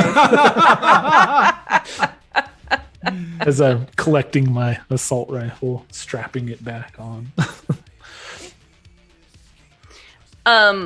So there's some images, I think, playing in your thoughts of making an offering of some type of to the sun, and feeling gratitude. So it's like there's this feeling of like, damn it, like what you were just explaining, like why did I wake up and blah blah blah blah. But then there's this like other like thing that's like seeping into your consciousness, like the sun is an amazing being that I must give an offering to and be grateful for its continued sustenance. And I must give it an offering of some type, or else I'm remiss in my in being a human being on this planet. That's all. So it's seeping. That's seeping into your consciousness. Oh, okay. It's not like direct sort no, of. No. It's like bleeding into those kind of other thoughts of like, oh, if only I'd woken up being a dead person. It's like, no, you are living, you are alive, and the sun is there to activate you, and you must give an offering to it because you are a human being, and that's what you do. All right. Those are strange new feelings. Strange feelings arising in Duffman. All right. Right. So Bean is back on his feet. Yay! And within, a half hour, the tow truck arrives and helps get their caravan, straightened out. And then he's happy to ride with you back to the nomad camp, basically, if that's where you want to go. It's probably good to get Cholo checked out for sure. Yeah, Cholo and Skoden definitely need sort of a looking over. Yeah, they need a little bit of an overhaul. What was the readout saying though? Like Cholo's informational display were probably saying something. You had said that some information was being relayed there. That's right. So when you get back in the car, AV identification, Biotechnica. That's the wrong voice. Serial. You need to say it differently. Not Danny Trejo. It's not a Danny Trejo voice. Say it right. It's still that Clam granular. chowder. It's that chowder. It's that granular, fighting through the Danny Trejo programming, where there's just still the voice of this other being who's saying AV identification connected to Biotechnica, serial number, blah blah blah blah blah blah blah blah blah. Mm-hmm. AV is connected to Biotechnica. That's a new sensor. I'm telling you, nothing of that caliber is installed. This is new. No, look, it's right there. It's reading out on the readout. It's reading out on the console. Yeah. Your suggestion that I don't know my own vehicle is adorable, but I assure you, nothing of this nature has been installed. I am not crazy. Oh, here we go. A fresh gout of tears kind of spewing out to punctuate it. I give you an onion. Give me yes, the age-old treatment for watering eyes. So the thought again is, I don't know who I am. I don't know where I am. Starts echoing in your mind. Guess we should get Cholo checked out so that we can see what this memory error is. Indeed. What did I roll last time to see if it was cool, right? Just straight up cool roll to see if I talk out loud or in my head. Okay. Hey. I don't know what that means. That means you did well, so you can keep it. You can keep it inside your head for now. Okay, great. So that's when I would think. I don't know who you are either. You seem to be in my head, in my mind. Is that what you call it? Ooh, I've never heard anything else. Rude. Sweet place. I know, right? Take umbrage. Are the accommodations not to your liking, princess? Do you say that one out loud? Yeah, do you say that? Yeah, I mean, that would be great, actually. So I say. Right after I just said I'm not crazy. Right. I am not a princess. I am something far greater than what you've ever seen. Blood pressure 140 over 94. There's a juxtaposition of voices. Oh, the parameters, you don't know who you are, but you seem to know what you are, so that is good. This is a good start. Are you saying this out loud, or are you just thinking it? Let's find out. Out loud. Out loud, yeah. I feel like maybe someone else would start driving at this point because I'm just having this conversation with myself. Well, luckily, I think all of us can do a bit of driving at least. Yeah, I definitely have driving abilities that I can offer. Yeah, if you don't think you need to babysit Skoden, then you can definitely drive. And I'll just respond to all the things that he's saying as if he's talking to me, like where he's like, "Are the accommodations not good enough for you, princess?" I'm like, "No, the seat's fine. I mean, sure we can upgrade it at some point." This is interesting. Like, why would I register the voice modulation as like female, feminine? Like, well, maybe the genders in your head are Danny Trejo and female. Yeah. There are everything in the universe is either Danny Trejo or not Danny Trejo. GPS coordinating to go to hospital. GPS coordinating to go to hospital. That's right, Cholo. We're taking you to the car hospital. It's going to be okay. So the interesting thing about Stewart Hospital for Skoden is that is where you had your bone lace and muscle whatever implant done. Oh, that's where you had that operation. Okay. Nice. Well, I don't need to go back there now. I feel fine. GPS coordinating for the hospital. Turn left now. All right. Recalibrating. Recalibrating. Driving or? Yeah, I think WHiM's driving, right? Yeah, I'm driving now. Turn right now. I'm definitely not turning right. Recalibrating. Oh man. Yeah, I think I'm just going to. I'm gonna plug in my agent to just start playing some music to overpower the. No, that's the worst. That's the worst with the GPS. So it's like careless whispers and the GPS yelling all at the same time. Yeah. Oh, it's the careless whisper saxophone. Yeah. Interspersed with recalibrating. And like me randomly trying to talk Cholo down every once in a while. It's just very annoying in the car right now. Can I connect to that agent? Oh, WHiM's? Yeah. Sure. I don't see why not. Yeah. Okay, cool. All right. So interface roll, please. Yes, let's try. We can all but try. Yeah, we can but try. Oh no. Sadly no. Oh, interesting. Okay. He's got a little more security than Skoden's. Yeah, he's got private medical information on there. Exactly. Right. Yeah. All right. But, yeah. Cyberpunk HIPAA. Cyber HIPAA. Poor Cholo. HIPAA. You're so sick. You're trying to go to the hospital and you don't know you're not a human. Poor Cholo. There.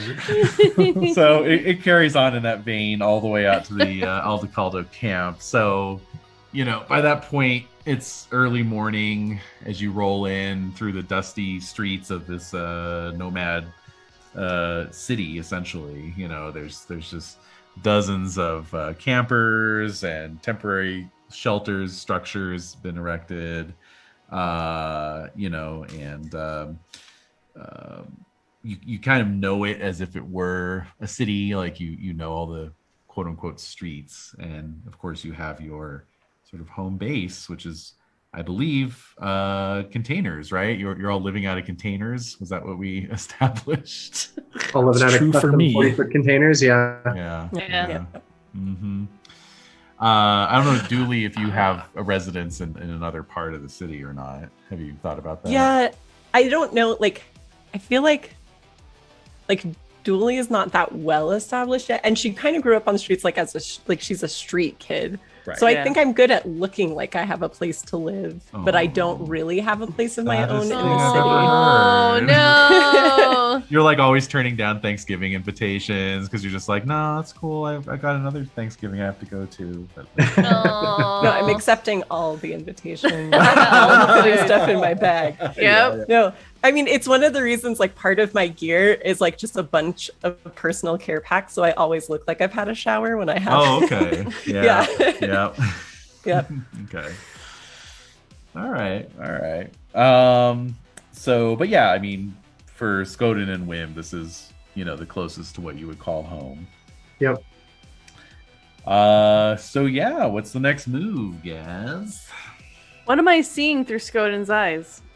So yeah, like I say, it's this like dusty, very kind of like ad hoc encampment. There's a lot of like reclaimed containers from container ships have been turned into homes. There's campers, there's tents, there's shanties, you know, and then just a lot of like nomad folk, kids, teenagers, adults, even a few technically elderly people like in their 60s, you know, like 50s and 60s, considered elderly by nomad standards, you know. Yeah, so, and you know, it feels safe. It's like a safe place, you know, because it's very well defended. As you rolled in, you know, you rolled past a couple of towers with, you know, heavy ordnance mounted on top to defend the camp, you know. Like no one's gonna mess with you. Like, I mean, all of my ditzy outward behavior aside, can I make note of that Biotechnica like serial number and ping my partner to see if you might be able to track something down about it? Absolutely. Thanks. Absolutely. Yay. Do you have to make a roll for that, or is that just part of your He's my partner. Fixer He's my ability? My secret dude. Yeah.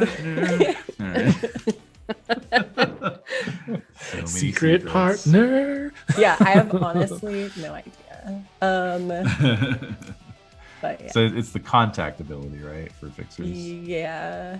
Yep. Oh yeah. So it looks like it seems like I just have them. Yeah. I don't have to roll shit. Yay! Yay! Like all right. So, but what is the nature of your question? Like you're calling your contact, and also did we establish where they are? I know that they're corporate. I would assume not Savoil. But they're your enemies, so you don't like them. I mean, I mean, I know his name and his look, but I don't know what corp he's with. All right. Do you want him to work for Biotechnica? Ooh. That would be quite a twist. But you could also just have him work for one of the other ones. Well, and what dig corporation up would be most likely to be trying to use me for my contacts? Good point. Because that's really what it is those like black project stuff. Mm-hmm. Right. So who would be using like heavy machinery and stuff? Okay. Or needing a bunch of nomads to move things? I am going to say petrochem. That makes sense. Yeah. I like that. Yeah. That would definitely make sense. All right. So yeah, I would send him a quick message. I wouldn't give away everything, but I would say like, because I do definitely act the part with him. So I'd be like, oh, hello, Manuel. I hope you are doing beautifully, like sort of thing. And then just like, you know, found this serial number torn off something. Any idea what it's from or what this is about or something like that? Okay, sure. Now just a quick note, he's based out of San Francisco because Petrochem does not have Night City regional office. So probably every time you're like up in San Francisco, like, you know, he insists on taking you out to dinner and, you know, of course. All that stuff, right? Yeah. So for those of you who have not read his background, he is a perpetually daddy age looking, well tanned dude named Manuel, spelled Manwell. So yay! I love it. Yeah, that's everything. That's everything. All right. Okay, so so he's like, you know, he takes down serial number and he says, yeah, sure, I can run this. Might take me a couple hours to get back to you. I got a few meetings I gotta get to. Of course, you're always so busy. You're such a good businessman. Let me know if you need anything. Yeah. Winky. So he kind of chuckles and gets off the phone. Aw, he's a chuckler. He is a chuckler. He's got He's got the dad chuckle to go with the dad bod. So. Oh no. Uh-oh. All right. So anything you guys want to do while you're waiting to hear back on that? Probably a full diagnostic on Cholo. Definitely. I want to mess with Skoden's brain. What happens if we poke this? Yeah, exactly. Start doing the Humpty dance. Yeah. R.I.P. R.I.P.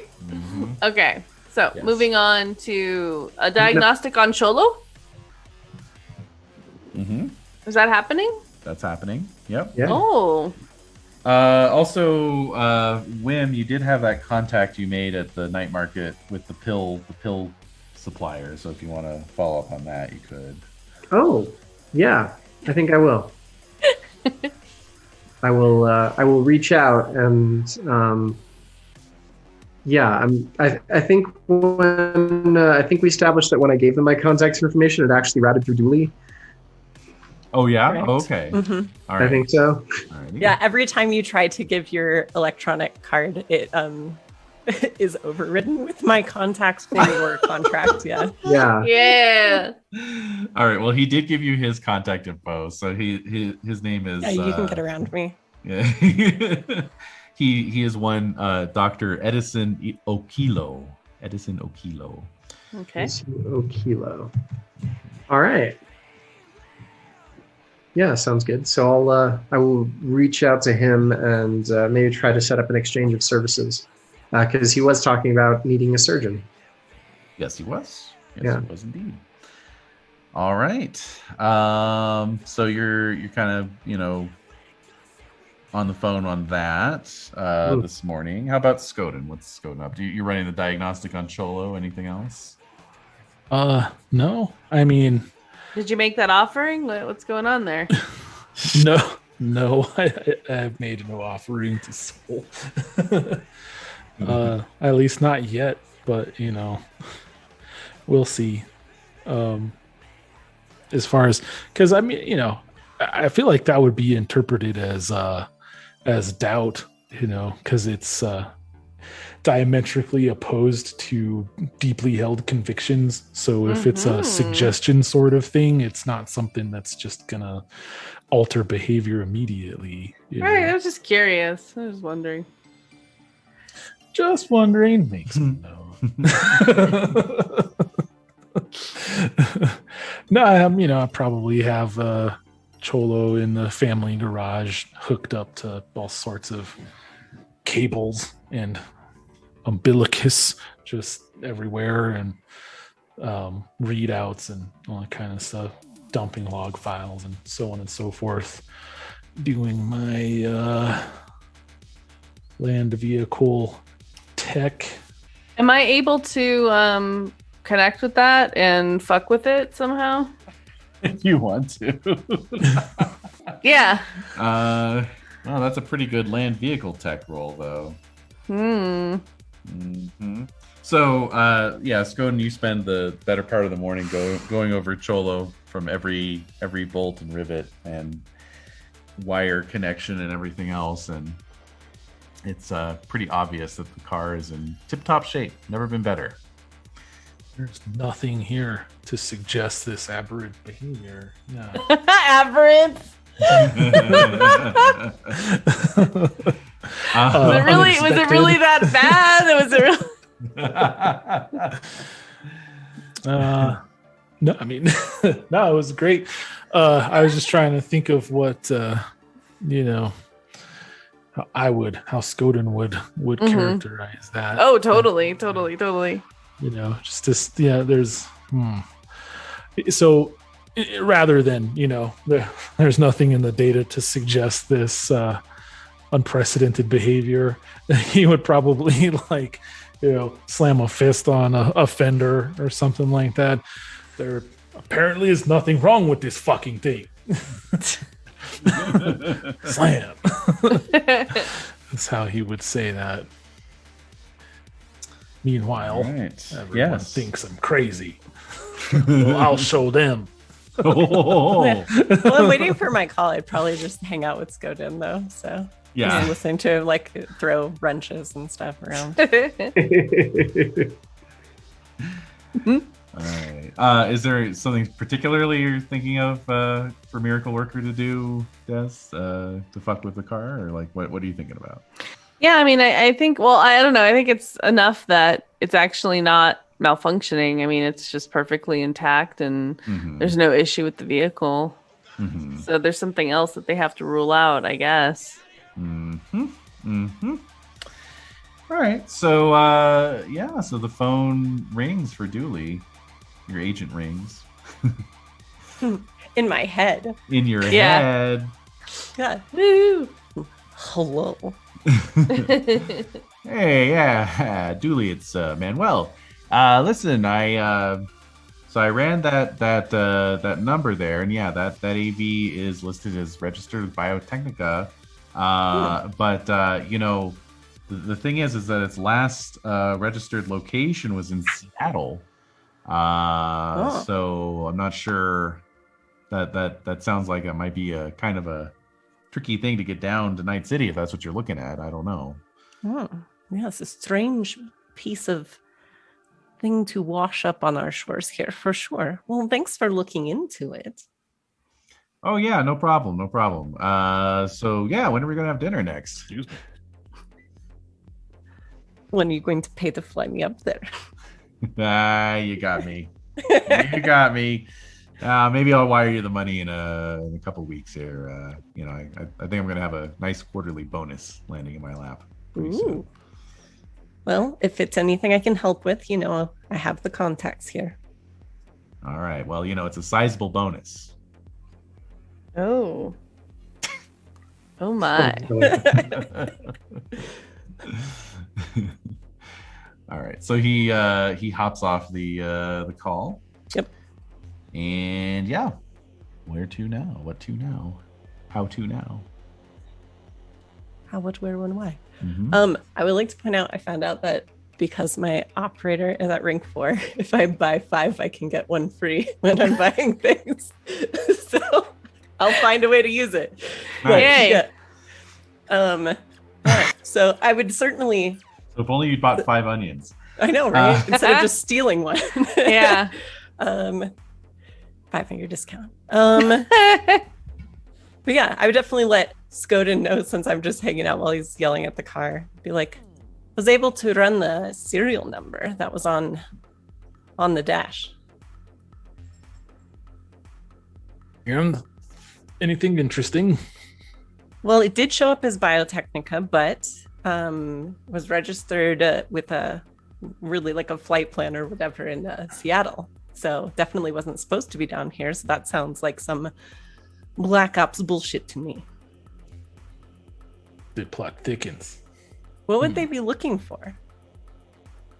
Especially on the, Silverhead Memorial Bridge.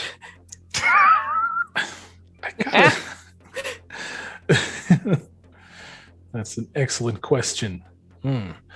I gotta say, I feel like I would be having trouble concentrating. I'm still not reconciled with this this HUD that I have. You know what I mean? I don't know. Yeah, I'd just be like, that's normal. So on with my life now.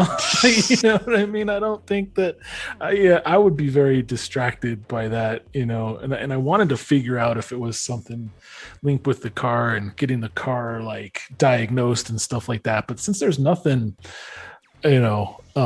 apparently wrong with the vehicle, I need to get my.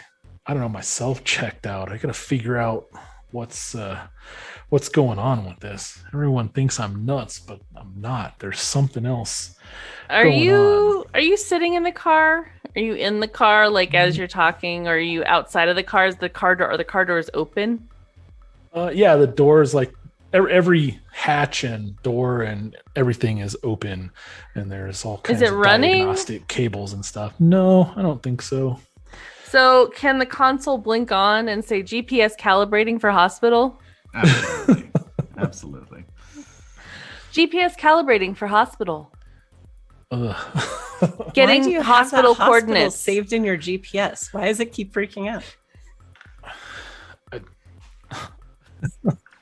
I don't have GPS installed in this vehicle. I'm telling you, there is no comm center installed in this vehicle. That is a separate upgrade. That's a separate. I can't afford that yet. I haven't bought that. I can't afford that yet. I've been pouring my resources into this spare road bike, as you see here. Aww. Well, I mean, if it's not something you installed, why would anyone want you to go to that hospital? You have history?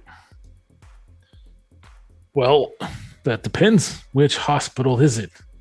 Well, doesn't it say on your non-existent GPS?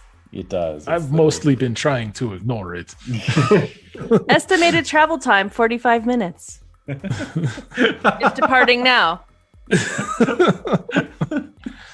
The fact that there's no GPS on that car is just making sense. Yeah.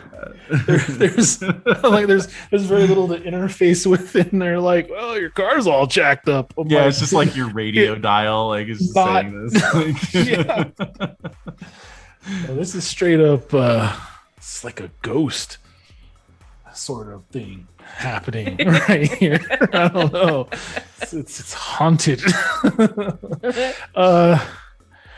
So like when on the display, the marquee or something like that, like because it's saying hospital, it's just saying like hospital. It's not saying like which one, but it does say 45 minutes. It's saying Stewart Hospital or whatever. Or else it's the address, and you would know the address to be. Okay, yeah.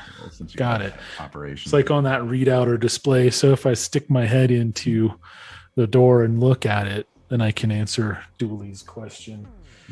Yeah. Yes, that is the hospital where I've had some work done. He's had work done. He looks great. Who hasn't in Night City? Who hasn't? I probably had to find the contact for you to get in there. It's true, actually. Yeah. Yeah. Oh, yeah, that's right. If you recall. So, I don't know, maybe some artifact from that, but it's very strange. None of this equipment's even installed. This shouldn't be functioning. And yet, gesture to the GPS readout on the generalized display. So, like, instead of the radio dial saying, KLIXX, the licks, like, radio station. It's saying, like, scrolling across, like. Maybe the car's calibrated.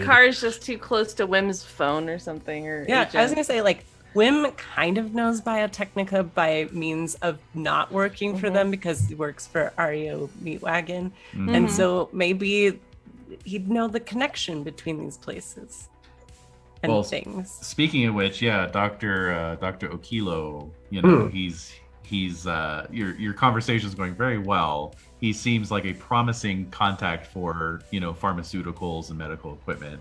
And this is owing to the fact that he is an ex-Biotechnica employee himself, so he still has some like access codes and whatnot, that he's able to use. Nice. Mm-hmm. Cool. But yeah, cool. he's kind of looking to set up his own little operation, just sort of cybernetic repair and installation place, and he just wants to know if you're interested. Oh, is he looking for real estate? Because I know someone. Real estate, labor, employees, everything. I'm pretty sure that my contact can get you a really good deal on just about all of that. So, tell you what, I'm gonna put you on hold for like 30 seconds, and then I'm gonna get you on the line with my contact Dooley, and she's gonna take care of you. Super good. Are you going to do a warm transfer or a cold transfer? So in any case, I imagine that WHiM like walks into the garage to like find Dooley, and the first thing he notices is that the car is still acting up with the GPS, and so the first thing that's out of his mouth is, "So you haven't fixed that yet?" It's not broken. It's super broken. Do you know any? Do you know what broken means? I can show you if you'd like. Do you know of any weird link between Biotechnica and Stewart Hospital? Off the top of my head, Not really. Nothing weird. yeah, I don't really have the local expert skill, so I don't. Yeah. But I have to dig into that. well, speaking of Biotechnica. I've got a contact for you that wants to set up a shop with the works, and he's ex-Biotechnica. You might be able to get some info out of the deal in addition to some of that sweet, Eurobucks. Those are all things I like to hear. All right, and so yeah, I'll patch the good doctor over to Dooley. All right, so I have to. This is Dooley. You need wheels without all the squeals. I've got the deals. How can I help you?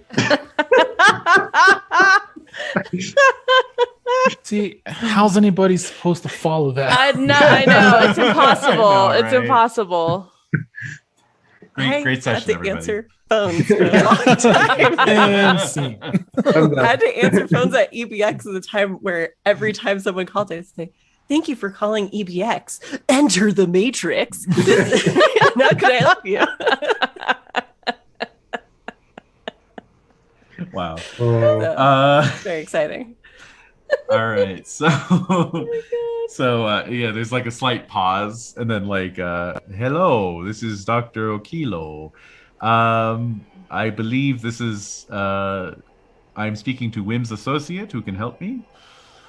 Correct. I can get you what you need. Please give details. So he begins to like list it off. You know, he wants to like repurpose maybe one of the old like kind of abandoned medical clinics down in the old med center near the near the nuclear crater, and turn it into, you know, just kind of a off the books underground cyber clinic, you know, for installation, cybernetics, repair, et cetera, et cetera. So okay. So it looks like we need real estate, employees, supplies, good pipeline, some security, maybe some tech. How quickly do you need all this? Well, I have the capital, so as soon as we can get moving. That is the key to everything. I will get started on this right away. Of course, if I need any info to maybe grease some palms, as it were, could I get back to you? Oh, of course. Yes. I believe you have my contact info, so. Of course. Yes. I will be back to you within the day with progress on this. Excellent. Well, this is most fortuitous indeed. All right. So now I have that to work on. But yes. No pressure. Glad that I'm not the manager of this operation. Just pass the buck right on. Yeah. All right. My reach is good for that. So that'll be fine. All right, cool. Well, so meanwhile, what's to be done about this the strange non-GPS GPS readout, right? Calling the hospital for an appointment. How much would it hurt to do a drive-by? Just see what the car does. Not like that Skoden. Not that kind of drive-by. That kind of drive-by hurts quite a bit. Yeah. Well, it doesn't hurt us, but Yeah. Not immediately. Right. Yeah. No, I was thinking it could help to at least check it out, but it smells like a trap to me. If this is a legitimate direction, I think it is yet illegitimate in that regard, if that makes sense. Sorry. This is not my first language. You said that this error, this bug started in your own head? It's still there. For instance, I can tell you that, and I'd like to look at WHiM with my HUD overlay and see if it tells me anything. Yeah. Give him the crazy eye. Mm-hmm. Give him the crazy eyes. I've got the cyber eye. Let's see, what else do I got? Boop, boop. All right, I've got nasal filters and and like a biomonitor on the wrist. Is there any of them that would not be like that we wouldn't already know about? You know, because I don't know that we're necessarily secretive in this setting about our, you know, Augmentations. Cyberware, augmentations. You might not know about the nasal filters just because I tend not to I don't really bring that up very often because it doesn't really come up in conversation, and also has to do with my illegal manufacturing of pharmaceuticals. Okay, got it. So that's something.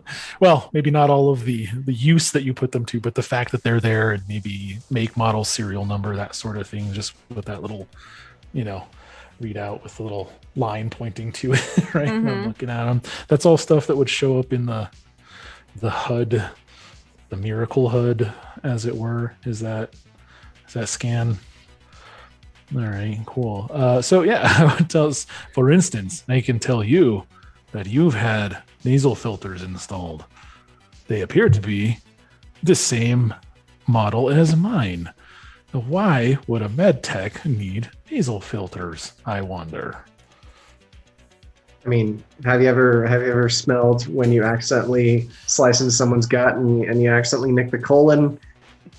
Twice, just last Tuesday. Well, then you know exactly why I have nasal filters. Fair enough. The point is, I could not possibly have known that. I'm no magic worker, yet I have this affliction that gives me all this information. Something else, for instance. I don't know if there's something else I can look at.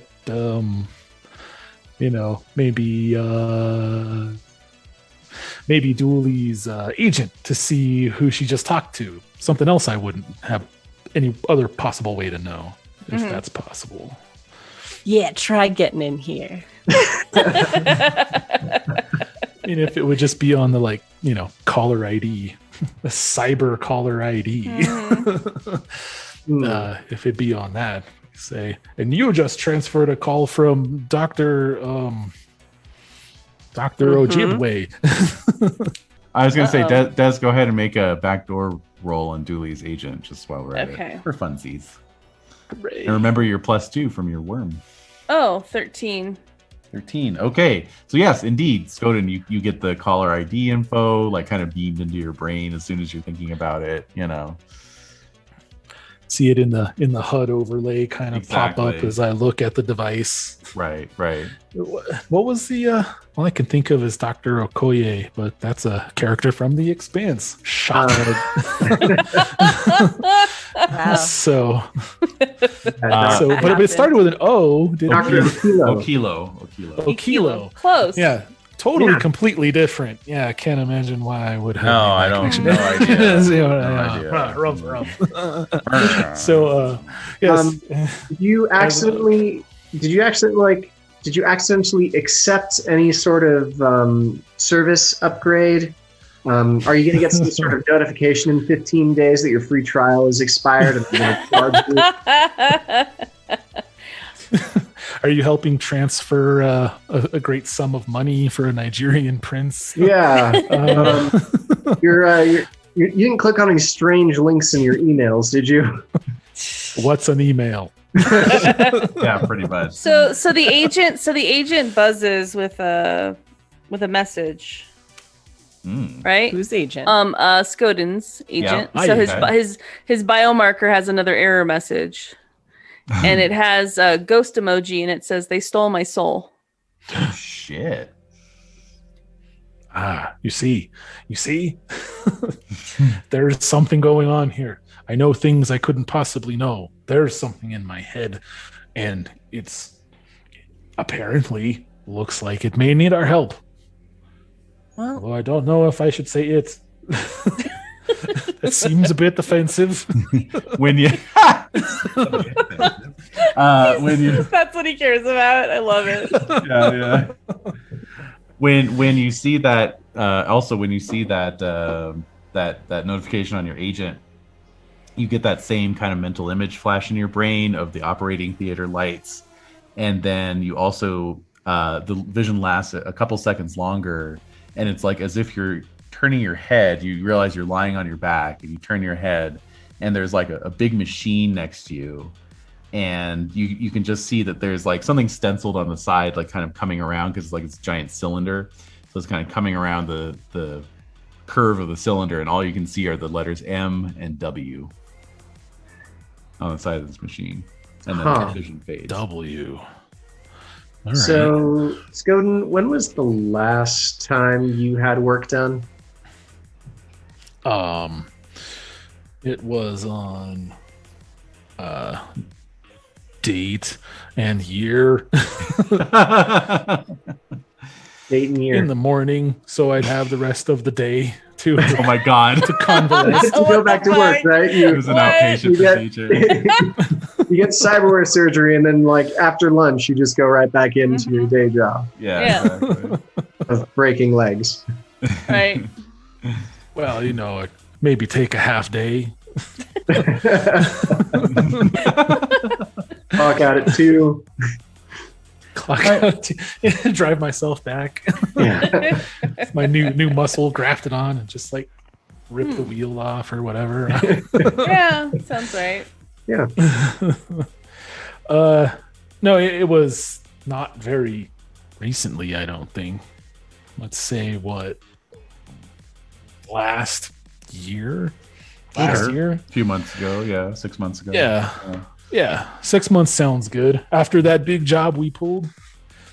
Oh, yes. After The the- big job that we pulled that one time 6 months ago. Yep. No. After We all remember it well. after the Mendoza job, that paid off nicely and allowed me to afford everything you see here. And then a voice in the brain is not everything. Not everything. Okay. Oh. So perhaps something did piggyback on with that. In that case, visiting the hospital would be a good idea, but maybe not. Maybe not through the front door. I don't think we should make an appointment. This doesn't seem like an appointment type of situation. Well, maybe some of us can go in the front door and others can go in the back door. I can go in the service entrance. Oh my god. So cheerful. We all got our I can go to preferred the service doors. entrance. That's right. WHiM can get us inside, and we can poke around in the, filing cabinets in the basement or whatever it is you would do to find some stuff, or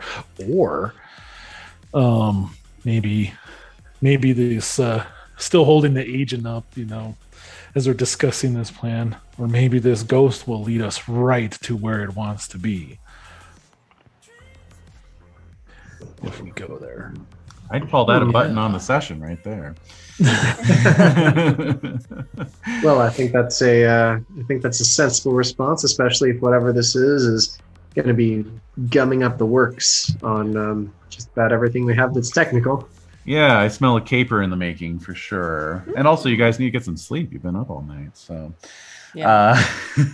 So just in time for some dreams. Oh boy, dreams. That's what I'm thinking. Hooray! All right, so it sounds like you guys next time want to do a little caper at the hospital, get some info. Okay. I would say dream sequences as well. And very much so. Dreams are in order. Dream sequences. Cool. All right, well, we'll wrap it up for this week. Great session, everybody. I got to hand out some improvement points here. Very Well good. done. Well done.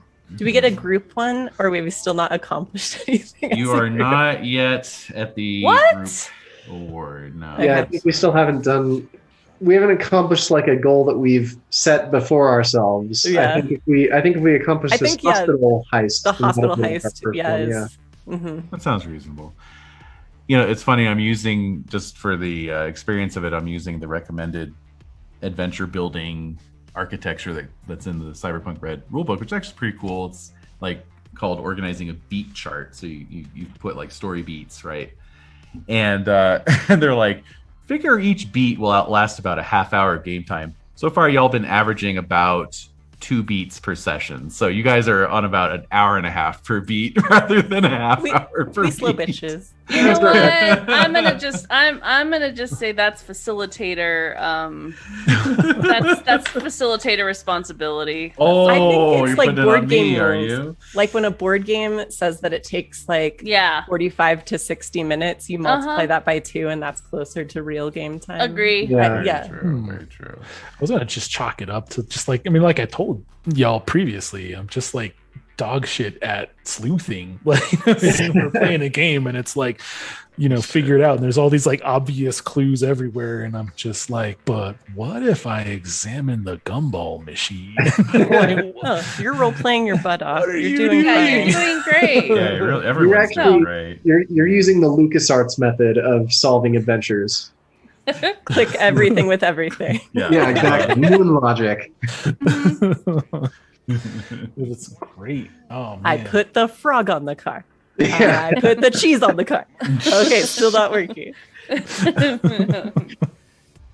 All right. Well, for Rainy's video, I have no choice but to award 80 improvement points for that. That sounds about right. So much joy.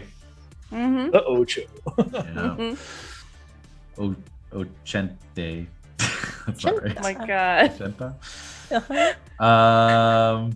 Okay. Now let's see here. So I gotta write this down. So Des, you are a role player. Oh my goodness. What are you? Me. I am an explorer role player. Thank you. And role player. Santi, you're warrior and role player, right? Correct. Okay. And Dave, you are a role player and what was the other one? Explorer role player. I'm the same as Des. Yeah. Oh, okay. All right. Us caps got to stick together. Yeah, that's right. Yeah. All right. So let's see here. The bit with WHiM exposing himself to gunfire to save For Bean. For Bean. Right. Yay. I thought it was quite good. So I would say that would definitely fall into role playing, and yes, I'll give you 60 for that one. 60. Okay.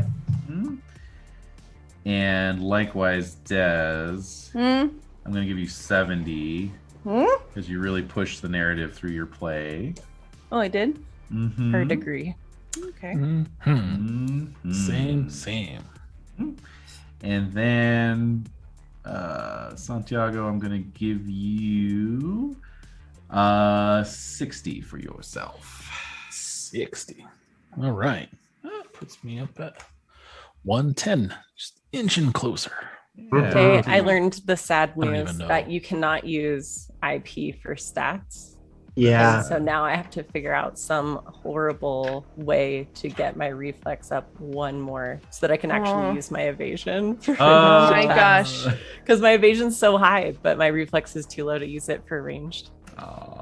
Well, that's called neural implants. Yeah. So I gotta save up some money. Gotta do some jobs. Yeah, exactly. Get that medical clinic up and running, Yeah. Get the good discount. That's right. Yeah. Get It's that the kickback. humanity loss that screws you, man. No, you just pay for therapy. It's fine. Yeah. That's true. That's true. Pay for therapy. Oh, that's something I have to keep in mind is that in this edition I can actually award humanity as a role-playing award too. So if y'all help me remember that, if y'all feel like you did something that like really kind of would boost your humanity, like feel free to speak up. I feel like so far WHiM is the only one who's been humane. That's true, actually. I mean, you patched up a sworn enemy and you risked your life And to save Bean. Save Bean. So yeah, I'm gonna give WHiM 5 humanity for those two actions. Yeah. That scene was super cool too, because I could really envision the where you're doing the like combat drag, grabbing the back of the harness and like dragging and Bean's just doing the bean face the whole time, like the bean face. Okay, so real quick, does having cyberware reduce your empathy, or does it just reduce humanity? It does reduce empathy if it goes over 10 points. So every 10-point increment, your empathy drops by 1. Okay, so since I'm at currently 58 of 60 empathy, if I went up 5, would I go to 60 or would I go to 63 and bump up my empathy again? Correct. Your empathy would go up as well. Yeah. Okay. Sounds good. Up to your max, I think. Yeah. Cool. Yeah, whatever you started with. Yeah. Awesome. Yeah, I started with 7 empathy, so awesome. I am nice. Lovely. Recovering Started with 7 slowly. too. Yeah. I also started at 7, and I'm down to a 5. So we're good. Me too. Started at 7, and now we're here. Oh my god. All right. On that horrible note. The horrible note.